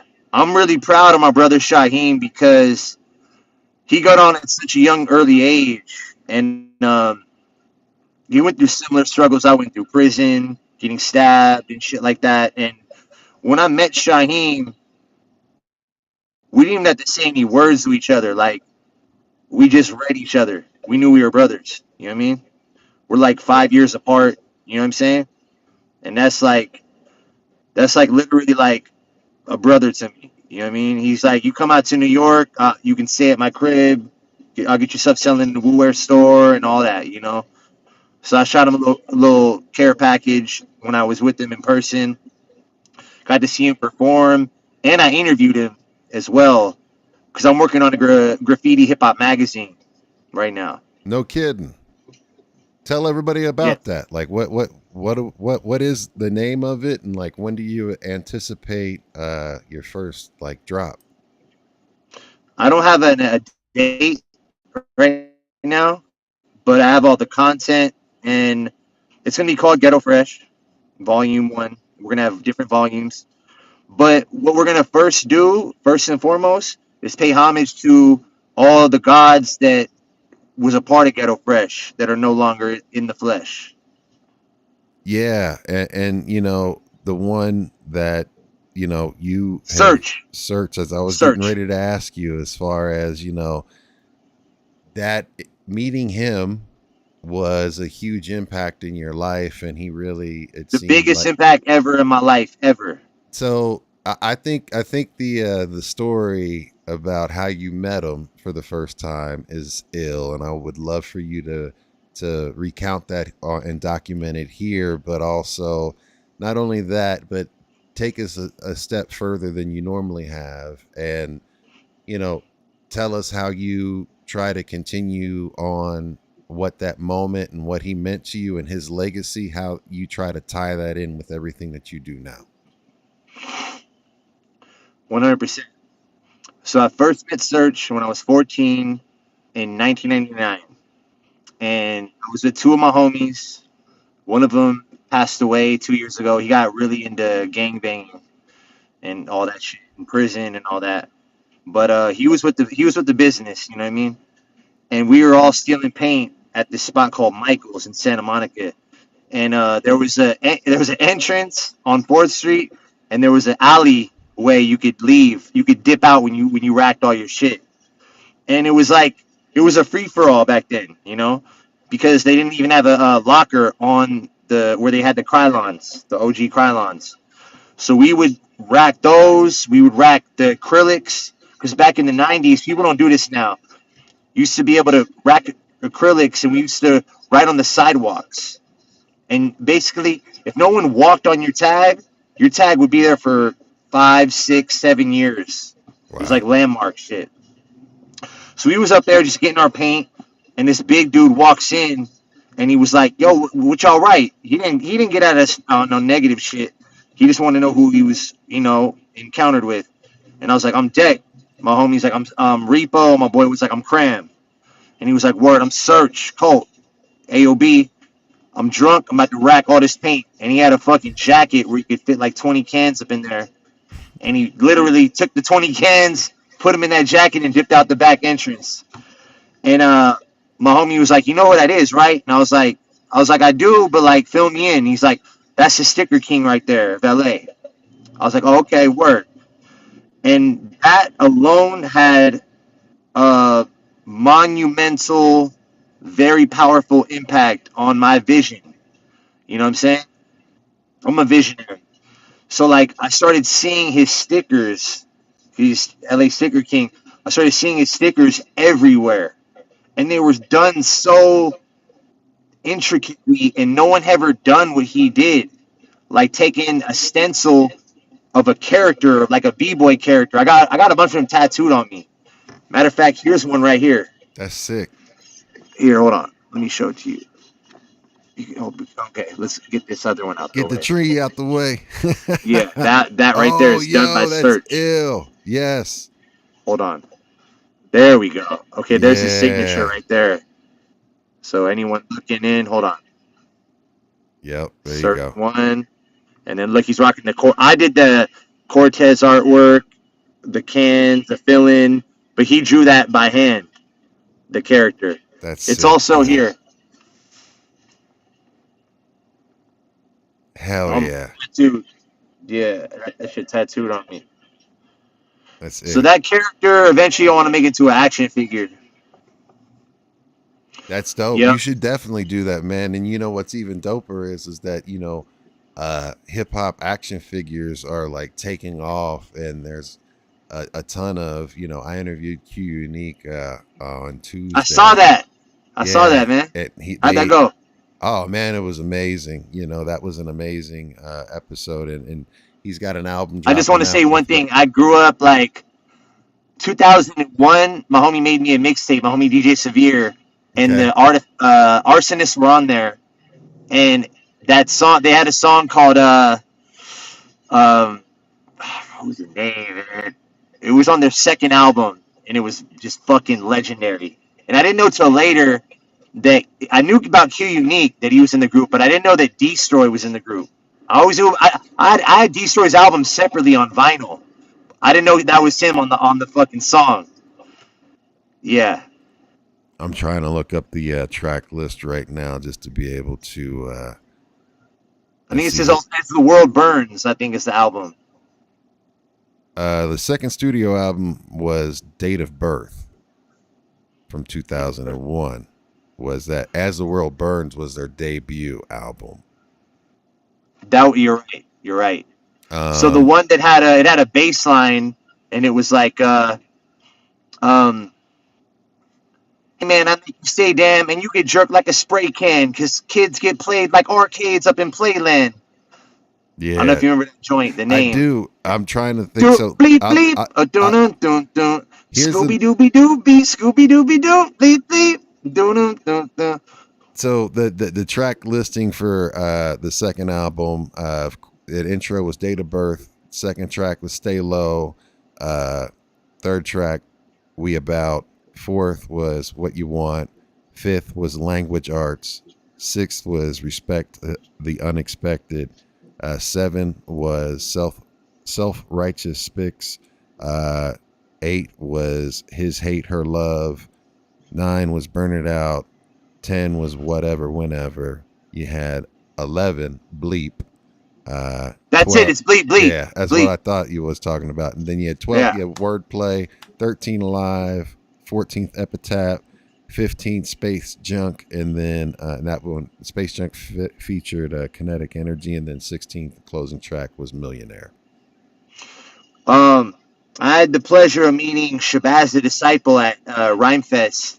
I didn't know his blood cousin is one of the members of the Arsonists as well. His name is what are the members? The members of Arsonist. Let's see here. You have Freestyle. Freestyle's his cousin. Gotcha. I'm going to give you the entire history Yeah. of the crew. You had, of course, Q Unique. You had Just One. You had Swivel Boogie. We had El Pena, Zoe Pena, Lori Velez, Kinetic Energy. And then, of course, on the second album, Psycho Les produced one track off of there, which was Self-Righteous. That's the homie. Yep. I mean, Psycho Les, come on now. Squeeze. Then you had DJ Doom. You had Jesus Rora was the engineering mixing management. You had Sanchez Stanfield as art direction design. Carl Sater, which was photography. And E. Victoria Toro for photography as well. That was the personnel on that second album. And, you know, the big thing about it is that Q Unique is listed as producer on every single track with the exception of the seventh one that Psycho Les did, which was the Self-Righteous one. I had the pleasure of speaking with Psycho Les when I did that freestyle on Shade 45 the other night, like a week ago. Yeah. I don't know if you saw it on my Instagram. I did, dude. And you crushed that shit, dude. I was wanting to ask you about that. What was that like to be able to go on Shade 45 and spit, like, and you were at the studio and everything like that? And like, what kind of, to be able to go where you faced a tremendous amount of adversity, and you've overcame a tremendous amount of adversity and challenges in your life, and you know, you've made it out, and you've made it, and you're successful, and you know, you're doing things where, you know, when some other people would either give up, use it as an excuse to just, you know, not change, or let other people's definition and saying, oh, well, this person is so-and-so because, you know, they got in trouble or whatever, right? How did all of those lessons that you learned help you in your present, and, you know, basically help you to show up? And what's it like to be able to go through everything that you've gone through? We don't have to get into particulars, but no, it's okay. I'm glad you're like, you know me, so to you're where good. you're at right now. Well, I mean, I'm being respectful and said, like, you talk about You're not getting into detail. I dig it. I'm not gonna air you out unless you want talk about it. You know what I mean? No. We don't gotta do the because I did an interview on OG Husky, and he was like, allegedly. You know what I'm saying? We don't got to talk about me getting stabbed and all that shit. You know what I mean? And fucking but you've been through some things. I mean, this man's I've been through some shit, bro. Yeah, and you know, you didn't let that define you. I mean, and you've continued to persevere, and you're talking about launching a magazine. And I got an idea for you. I want you to, when you give out an episode of the magazine, like your first one, I think you should include a sticker pack with it. Oh, I'm gonna fucking write that down, put it in the homie's ear. Yeah, got an investor, like, so you know what I mean? Like, make a page, put a page in it or whatever, or just like when they purchase. Oh shit! Sticker pack, bam! You're right. The old school days? There was a brand called The Hundreds, and they had a fucking magazine one time that I got from their shop. I think I had to buy it or something, and it had like this little fold-out page. It was all these dope stickers, and I put them all on this little collage I had in my bedroom. Either that or have them in a bag. Yeah, you're right. That's a gem right there. Thank you, Ghost. Yeah, no problem. But like, speaking of dope stickers, man, like my homie Mad Ways blessed me with a bunch of stickers, and You need a sticker pack? I need a sticker pack, man, because I need them to put on my flight cases for my. Oh, my boy, I've been so busy, I forgot to ship out your T-shirt and your sticker pack. It's all good, man. But check it out, man. Like, support my brother Mad Ways. He's one of my co-hosts, and he's busy and doing his thing. He's working right now. It's all Gucci. Mad love Mad Ways. Yeah, it's funny, bro. Every time I talk, he rhymes and shit because like I'm naturally MC. Yeah, you know what I mean? That's the bro, man. And Mad Dabbers, Maurice, and all them in the house. Make sure you follow all my peoples, man. Yeah, But man, we all one crew. You know what I and shout mean? out to West Coast Creations is too. WCK. I mean, Monstro is Yeah. like one of the illest and like one of my favorites, bro. Like whenever he puts anything out, I love Monstro. Like, you know, he's a So good I talked to dude. Monstro this morning. He's Did you? he's like oh yeah, he's crew with me. He's CMA. He's bro, man. Like he's ill. He's an ill writer too. Like, you know what I mean? Like just he's a So me and b-boy. him got that in common. We used to rock mics back fucking 13, 14 years ago. And this is when we was just coming up. But I went through phases, bro. Like I was on, then I got locked up for graffiti and shit. Then I came back and I was doing, live open mics and shit. Ended up going back to prison. And now it's like that's over with. It's just strictly hip hop. You know what I mean? And hip hop doesn't get me in trouble. Keeps me out of trouble. And that was the original intent of hip hop, right? Was to help people take their energy and channel it, right? To keep, them put it to positive use, right? Non-violent. It was an alternative to violence. Exactly. It was a way to, b-boying, MCing and battling and everything. It was, and even graffiti, like, you had your crews. It was a way to, instead of going and putting, knives and guns and getting into violence. You go to the wall or go on the fucking cardboard and see who can. So check it out. You were asking me earlier about the Shade 45 freestyle. We'll focus on that. Tell me about that. Because, So just a heads up, right before we started the cypher, there was a whole breakdancing competition. And you have motherfuckers from France. You have people from San Diego. We're talking about this is in West LA. So motherfuckers came from all over the world to be a part of this competition. Yeah. Shout out to the homie Doyenne. I don't know if y'all know who Doyenne. He does a festival all the time. That's the homie. He's a b-boy. Shout out to Asia One, No Easy Props, B-Boy Summit. You dig? Yeah. But yeah, I got the privilege or the honor, you know what I mean, to be on Shade 45 Punchline Academy. We did it multiple times. Last time we did it in April. Me, Destruct, and Monstro. My bad. We all recorded our shit and fucking when Amadeus from Shade 45 went to the Bay Area, his car got broken into.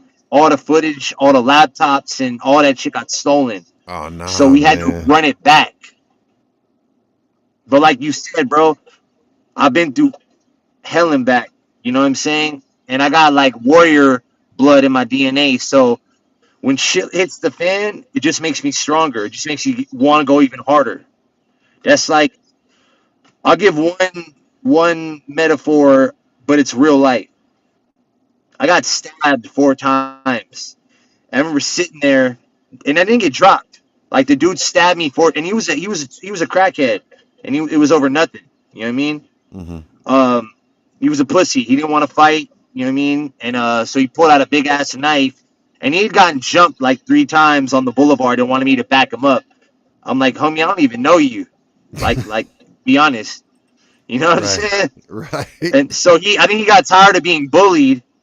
So he started carrying a shank, and then he folded on me because I was supposed to be his friend, and it's like sad, you know what I'm saying, that he had to, put himself in that situation. Yeah. But me, I'm on top. You know what I mean? But I'll give a metaphor. So I got poked, and in the left arm I got poked twice, but not just poked. I got a gash. Like one gash was 4.5 to 5 inches. Wow. And all the blood was just pouring out of my arm to the fact where I started losing consciousness. And I remember I could have been like, all right, fuck it, this is it. I'm going to dip out of this body and shit. But instead, I chose to walk in, have the owner of this shop call 911. And I had to lay down because I was squirting out blood like hoses out of my body. And that shit was scary, to be honest, man. Hell yeah. But they were like, yo, Deck, like lay down, you know what I mean? Like, cause the blood's shooting out so hard. And a dude offered his belt to tie up my arm so the blood would stop gushing out. Yeah. I remember laying there and I was like, I'm gonna be all right. I'm gonna be all right. I mean, but when they came and shot me up with the the morphine, Yeah. And I went to sleep for a little bit. When I woke up, it was like, you'd be in so much pain. It was intense, bro. But I don't know, bro. Somehow, some way, I'm here. You're a fighter, bro. Like I know what it's like. I've died twice, and I say it every podcast, not just to be like, "Ooh, pity me" or whatever like that. Yeah, no. When you said that, it's a I was like, "Oh, life-changing- snap!" It's a life changing because because of those experiences and because of the experiences of my youth and everything like that.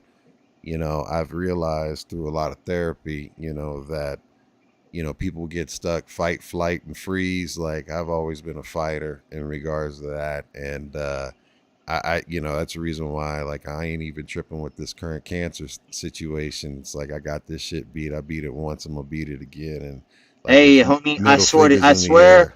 Like, I'm gonna keep you in my prayers. thank you, man. I'll take all of the prayers I can give, bro. But Nah, bro. When I first tuned in, and you said I beat death twice and I have cancer, automatically, the God in me vibrated with the God in you, and I'm like, this is family right here. And we also did the one before, but like really with this one, I'm glad it was just a one-on-one interview.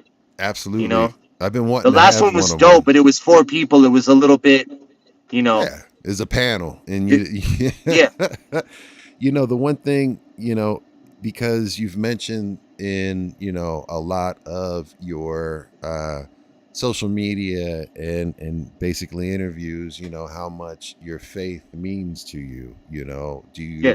Do you attribute your faith? Have you always had faith, or your faith and your beliefs with you, or did your life and circumstances draw you to that or strengthen you? Like, what kind of impact did that have on your faith as far as where you are? Because you are so vocal about it, and I salute you, because I am a man of faith as well. And I don't trip on people's, if they have different beliefs or no beliefs. I mean, at the end of the day, everybody is I believe you're entitled to your opinion just like I am mine, and I don't need to force or win, because people get into the whole get down of like no longer can separation. They can't agree to disagree, right? You can't like respect other people without having to like win, and I'm not here for that. Like, I'm here to spread love, spread positivity, and like, you do you, right? At the end of the day, but yes, sir. At the end of the day, like, getting back to your faith, right? And like has that what has kept you going through all of your challenges and kept you going on the path that you're on right now? As an adult, yes. When I was younger, okay. How do I say this? When I was young, like 8 years old, before I got into skateboarding and shit, I was actually heavily into yoga, going to the Krishna temple, and the SRF, Self-Realization Fellowship. It just so happened I found out like 6 months into going there that I'm born on the founder's birthday. Paramahansa Yogananda was a man from India, a brown man, a Hindu man, but also was a Christian. So he came to America to unify religions. If anyone out there, you don't even got to believe in God, but if you just want to go and check out a cool place, check Google Self-Realization Fellowship. They got locations all over Los Angeles. They got one that actually survived the fire over there in Santa Monica, and it's a lake shrine where he built himself, and it's literally got swans swimming in the water. They got lotus flowers naturally growing. Yeah. Stuff that you can't make up. You know what I'm saying? Yeah. Like stuff that's really there. And just the fact that I was born on his birthday, I'm like, okay, that gave me like, as a young mind, I'm like, okay, I'm on the right path. And what were you gonna say? No, go ahead. I'm letting you finish. Yeah, You're good. It was cool meeting Mike at 9, finding out that he goes to Self-Realization Fellowship as a kid, and that's why he got the name Freestyle Fellowship. came from Self-Realization Fellowship, and he's a Capricorn like me.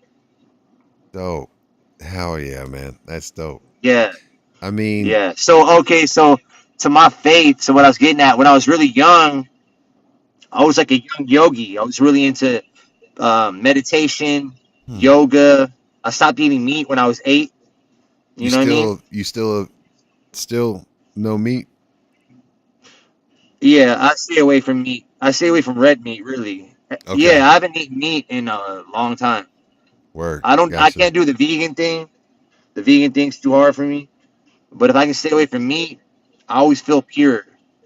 Gotcha. Yeah. You're like a pescatarian, you would say, like fish and like white meats and Fish. I love fish. Yeah. Yes. What's your favorite Yeah, I fish? I had some salmon the other night that was bomb. Salmon. And it was wild Alaskan salmon. It was straight from Trader Joe's.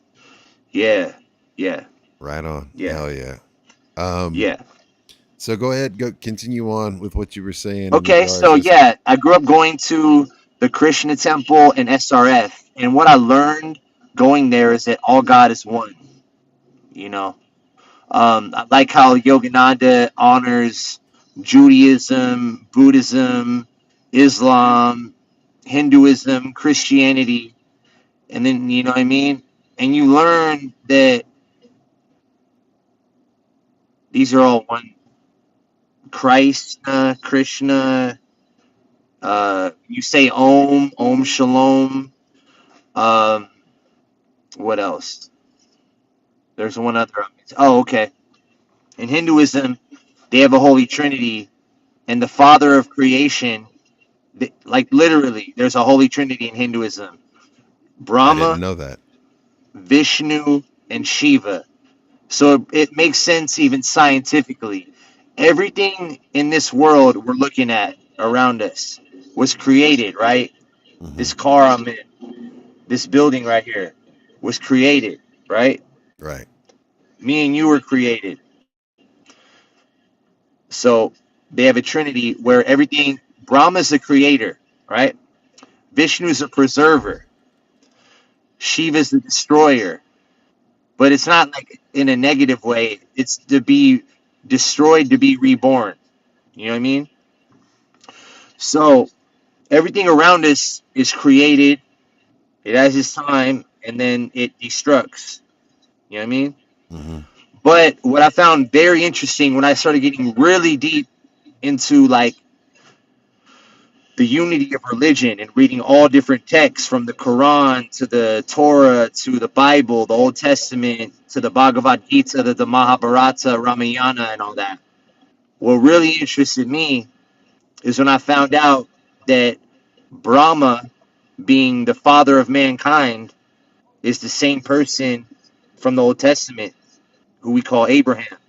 Mm-hmm. Abraham, Brahma, Abraham. It's the same person.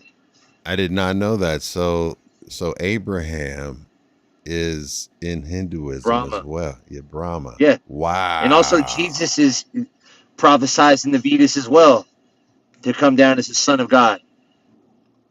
Yep. Did not know that. So, you know, what's crazy is that when you start studying other religions and other, you know, cultures, that at the core of it, there is always, like you said, there's these connections, right? And it's pointing to in the same direction. Now, yes, the beliefs and the structure and the whole, what do you say, like dogmatic side of it, you know, they all have their own take and way and teachings, but at the end of the day, they all point to a creator, a higher power, and you know, again, whatever you can connect with, if it's something that helps you, makes a positive impact in your life, I'm all for that, right? And I'll give you one metaphor that'll help maybe anybody listening figure out the when you say the word dogma, Check it out, bro. It's like this. Me and you are speaking English, right? Mm-hmm. But imagine if we were speaking in French or in Spanish or in Swahili. We would be saying the same meaning in a different language. That's how I see different religions. It's just different cultures. Yeah. Different cultures. Same God.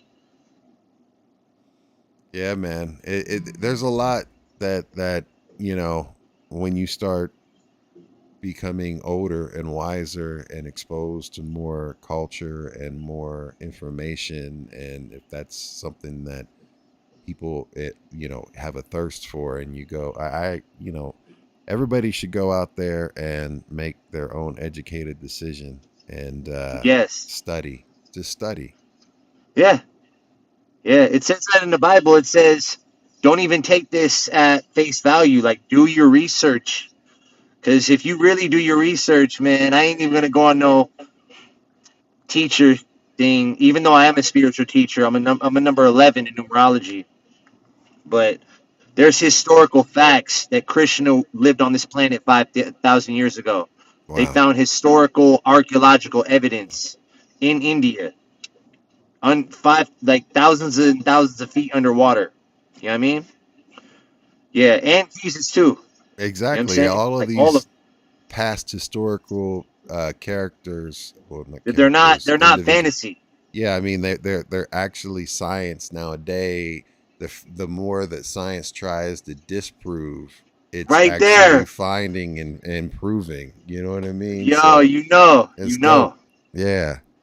And I think that's dope that you have that in you to help, I think, continue on and overcome the obstacles of your past. And I do the same thing. I just have doubled down on it, right? And like trying to wake up every day in basically an attitude of gratitude, and that part, and not thinking negatively and having a positive outlook. Like instead of something bad being gonna happen today, it's like, nah, something's good gonna happen today. And each day is gonna have its own troubles, but don't worry about the shit tomorrow. Just be present. Exactly.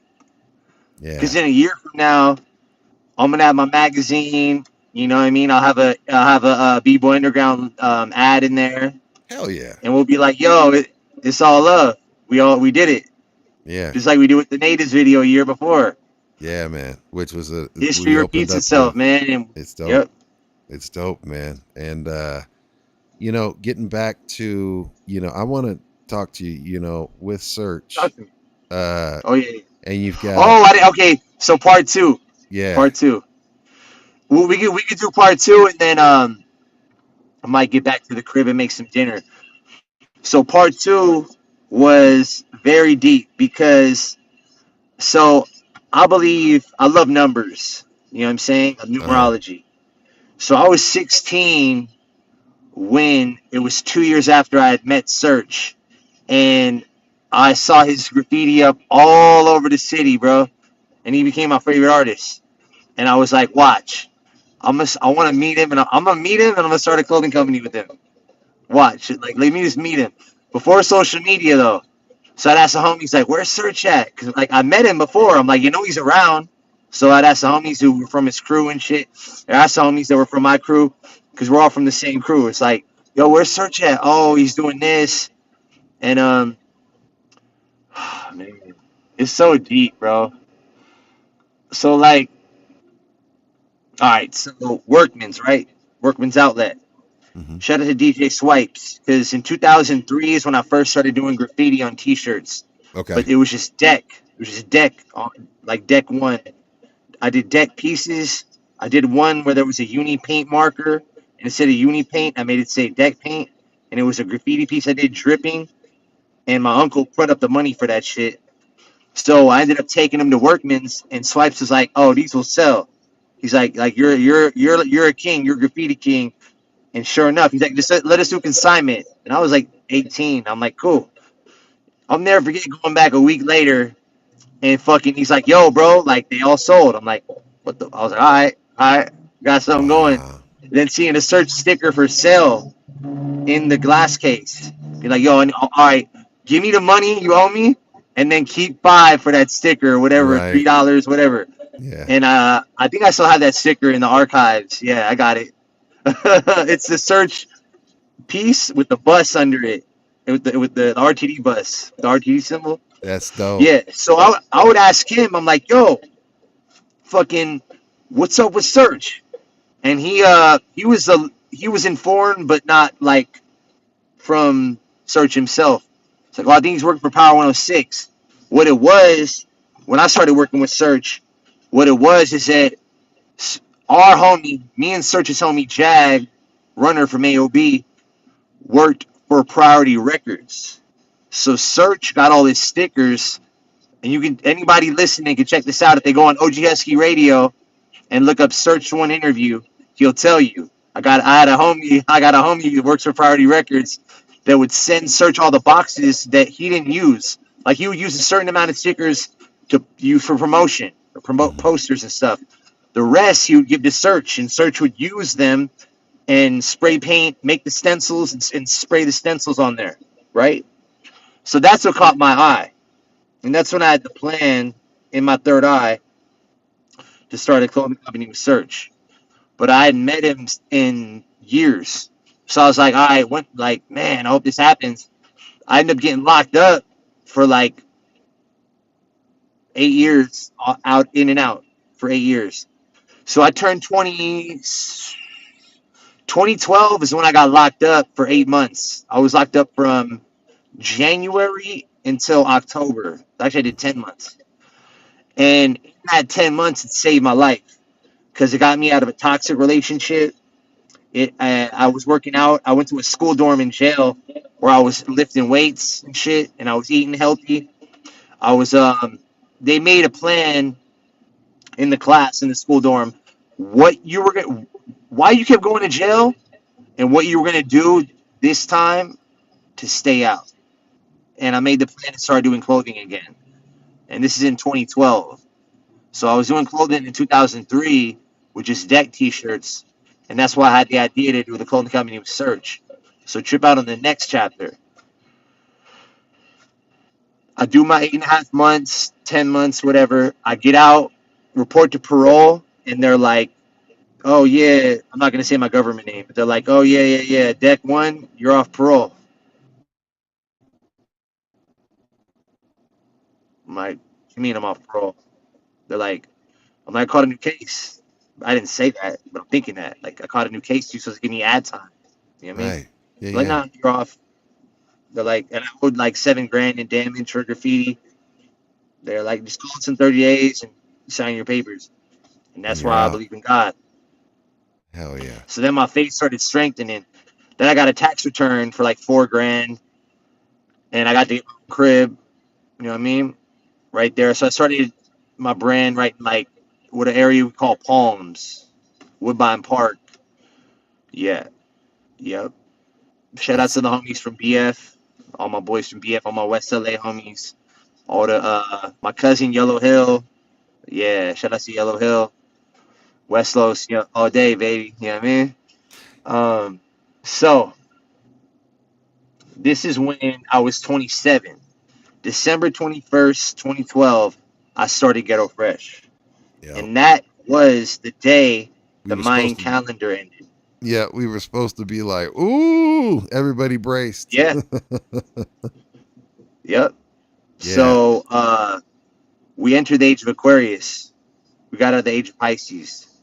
And now they're saying, they're saying, you're a Pisces? I'm a Pisces, yeah. Oh, bro, I'm a Capricorn. We get along like, yeah. We like, yeah.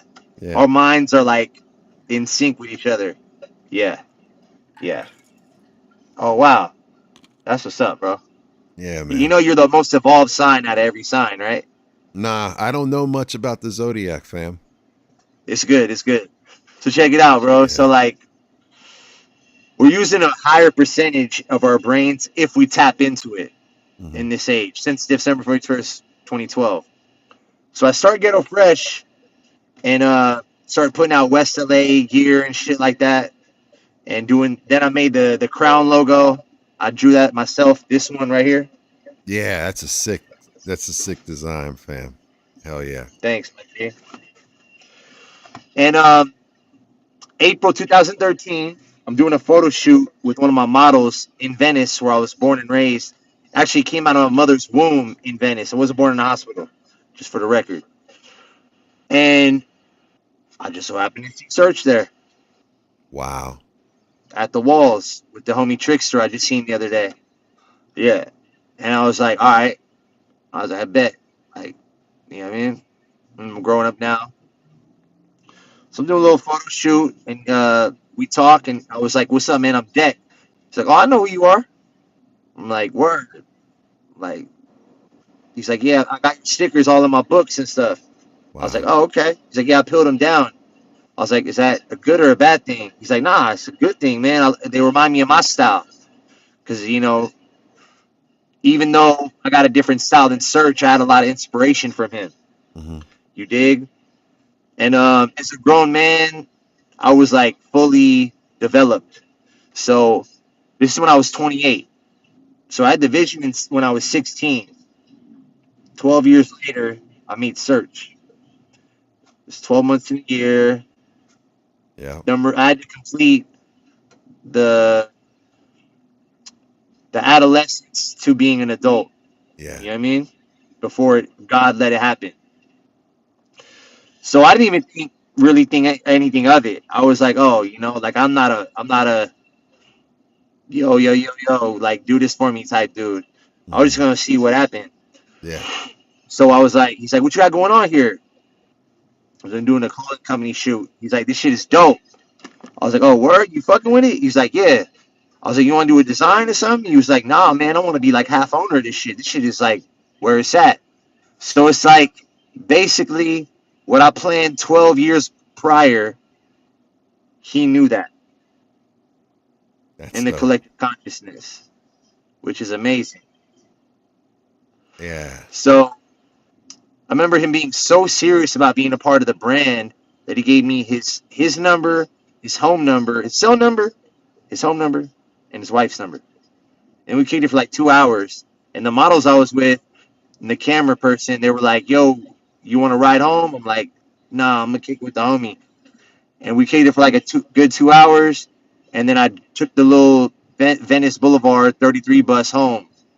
And I remember calling him, and he answered like the first ring. He was like, yo, what up, Dad? And one thing's like, it says about my birthday that I'm able to bring out the best in people, which I'm grateful for. So Search was really hyped about it. He's like, yo, we're gonna do this. We start freestyling each other back to back, like off the top, like bros getting down nasty. Mm-hmm. You know what I mean? Yeah. And I start coming with the flow, and then we're like multi-syllable rhyming like to each other. Like I do a line like, yo, Search is one of the best in the West. He'd be like, yo, yeah, we got this brand, we got to start Ghettofresh. You know what I'm saying? Shit like that for hours. And I'll never forget this from God out of the Search's mouth. He said this to me himself before we got off the phone. He said, this was all meant to be. This was all written down. This was all meant to be. And I never told him, bro, that I've been looking for him for 12 years or 12 years before that. I want to do the brand, and I've been trying to do this with him for 12 years. But he knew. Wow.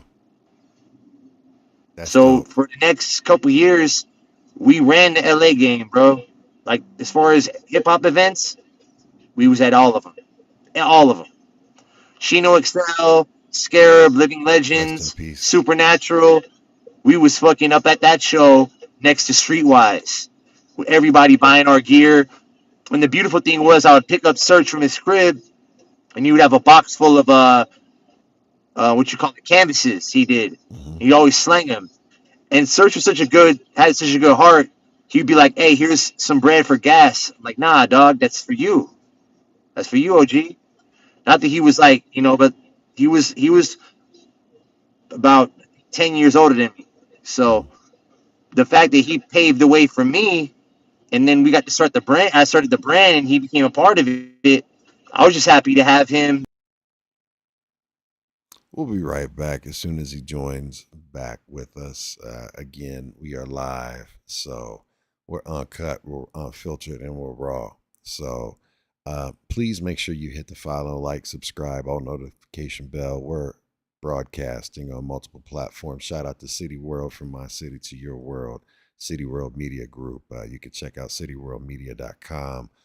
Check out the Street Noise magazine that's associated with that, ran by my brother Black North, aka DJ T. Blaze. And much love to him. And also make sure you follow me on Twitch and Kick. Yes, go ahead. We're back. Can you hear me? Yo. Yo. 1 2 1 2. I got you. Oh, shit. You gotta hit that button. Last chapter. You got me? The Bible right here, the Ghettofresh Bible. Check. We there? You there? We good? Yeah. I hear you. There we go.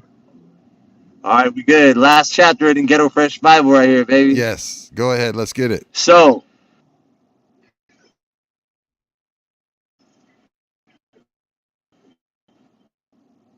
man, the fact that I got to work with my idol, my favorite graffiti artist of all time, and I'm carrying on his legacy is an honor, the biggest honor I could ever ask for, ever, from God, you know? And that's why, to answer your question earlier, when things like that happen in my life and are literally happening right now, like Search, greatest all time, and I'm carrying on his legacy.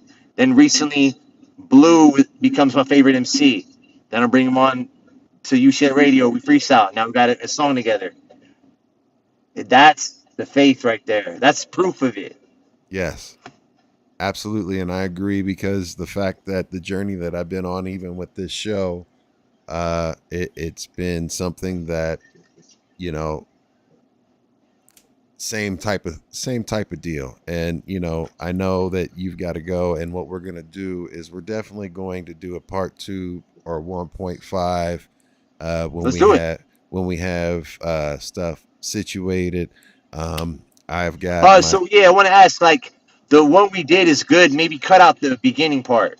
Yes, please. But you can upload it to YouTube, maybe edit it though, right?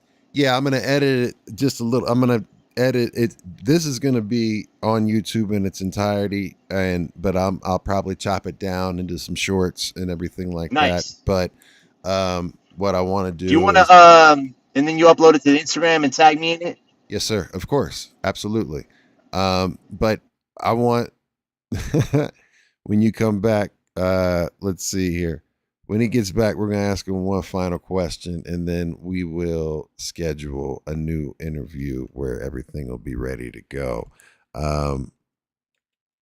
But again, Ghost Boogie 66, you can check me out on Instagram, Kick, and Twitch. It's where I stream everything that we do, B-Boys Underground, at YouTube for all the previous episodes. That's the archive. Basically, make sure that you check out all of that. Just this past week, I interviewed Q Unique, and of course, one and only DJ M-Rock and Creative, and we're back. So check this out, man. I want to make sure we get one final question in before we get up out of here, and basically, the final question that I'm going to ask you is that basically, when you look back at the kid who found identity through graffiti, hip hop, skating, the culture, and compare him to the man that you're building Ghettofresh today, what do you think he would be most proud of, and what part of your story do you still feel responsible for finishing? Okay, you asked what I'm the most proud of? So basically, when you look back at the kid, you know, who found your identity based in hip hop culture with graffiti, you know, skateboarding, the clothing, all of that, right? MCing. What do you think that young kid would be the most proud of, and what part of your story do you still feel responsible for finishing? I think the kid in me would be so proud of keeping my imagination alive and following my dreams. You know what I'm saying? Real talk. Yeah, following my dreams. Not letting, even though I face so many obstacles, not letting them stop that. You know, like really military minded, like on some soldier shit, warrior shit, like almost like it's a war being fought between good and evil. I'd never fell into the evil. You know what I'm saying? And like keeping 10 toes down, like keeping my army boots on, keeping my fucking army suit on. You dig? Because at the end of the day, we're in a spiritual warfare right now between good and evil. That's real. It has nothing to Absolutely. do with race. It's either you're a good, you got a good heart, good soul, or you got an evil heart and an evil soul. You know what I'm saying? So that's I keep the armor of God on me every day, and every day I get on my knees and pray. That part. That part. And then the second part was Basically, you know, what do you feel as far as what part of your story do you still feel responsible for finishing? oh yeah. So I want to do the magazine. I want to do denim sneakers, and I want to have. Hell yeah. I want to expand my website more and get more like internationally known. You know what I'm saying? Mm-hmm. Yeah, I'm really excited to go out to New York and link with Shaheem and my boy Nems. I did a song with Nems in 2007 that I'm re-release. Yeah, I was one of the first people LA people that Nems knew when he That's came out dope. here. We did a joint, never charged me $1. That's my dog. Never So when disrespect I got me. to New York, I got people out there. I got fam out there. And give me a text anytime, my G, if you want me to get Shaheem on here. Oh yeah, look, man, like we're gonna stay linked up, and you know, basically, you tell me when he's available. I'm taking the entire week off after my surgery. I'm having my surgery on August 15th, and I'm gonna say my prayers for you. I got a surgery in October on my right wrist, homeboy, well, hey man, prayers to and I'm you as well. right-handed, so I'm gonna be Hey, out look, of work for like a month. I had surgery on all of my arms and neck just because of I learned how to DJ again for the second Wow, time but I have no feeling, and I've been DJing with no feeling. So I can't cut wow, like I used to, but I can blend and mash up my ass. You know what I mean? Like so. bro, you're like a brother to me, bro, because being a graffiti artist and not really being able to like piece like I used to with a can, I can Yeah, draw, but I can't move my right wrist. There's a plate in here, so look, me yeah, trying to move my wrist, yeah, nah, like this one. Check it out. I can move this one. Look, hold yeah. on, like that. This one, no movement, and I'm right-handed because there's a plate that's 9 inches in here. So I gotta get Wow, that thing taken out. wow. So hearing Well, your story inspires me, my G. well, Real talk. Salute. you're an inspiration, and let everybody know the Oh, the mathematics website, how to get a and hold of me. everything. Like everybody, shout out your You want stuff, man. merch? If you need merch, the flyest merch on the planet, go to ghettofreshshop.com. Instagram, ghettofresh_clothing. You can just Google Ghettofresh Clothing brand. I got interviews on OG Husky, B-Boy Underground, Unseen Legion Radio. I got shit on Shade 45 dropping soon. We got the preview on the Instagram. Be on the lookout for the song with me, Blue and Destruct, called Power to the People. Woo. Be on the lookout for the song we got called Graffiti Kings. It's Dex featuring Elder Sensei and Tame One from the Artifacts. Damn. There you go, man. So yo, give it up for our man Dex One. He will be back. We'll do this again when we get more stable connection and everything like that, and get more into it. And I can't wait to continue on this relationship. As far as anything that you have going on, you basically let me know. Say, hey, I got a new project. I got this, that, and we will get you on and promote it and do the best that I can to get it out there 100, and share out 100. the message, And man. hey, Ghost, I got a couple extra dollars. I could go tomorrow and send out your shirt. You know what I mean? Well, I appreciate Text me that. your address again. I will. Yes, sir. I got y'all. So make sure you follow Dex One, y'all. It's been another episode of B-Boys Underground. I will see you Shout out next to B-Boy week. Underground. Yes, sir. Much love, y'all. Peace out, Hip y'all. Hop Nation. One. One. Peace. Peace. Thanks for watching. Like, subscribe, share, follow. From my city to your world. We are City World.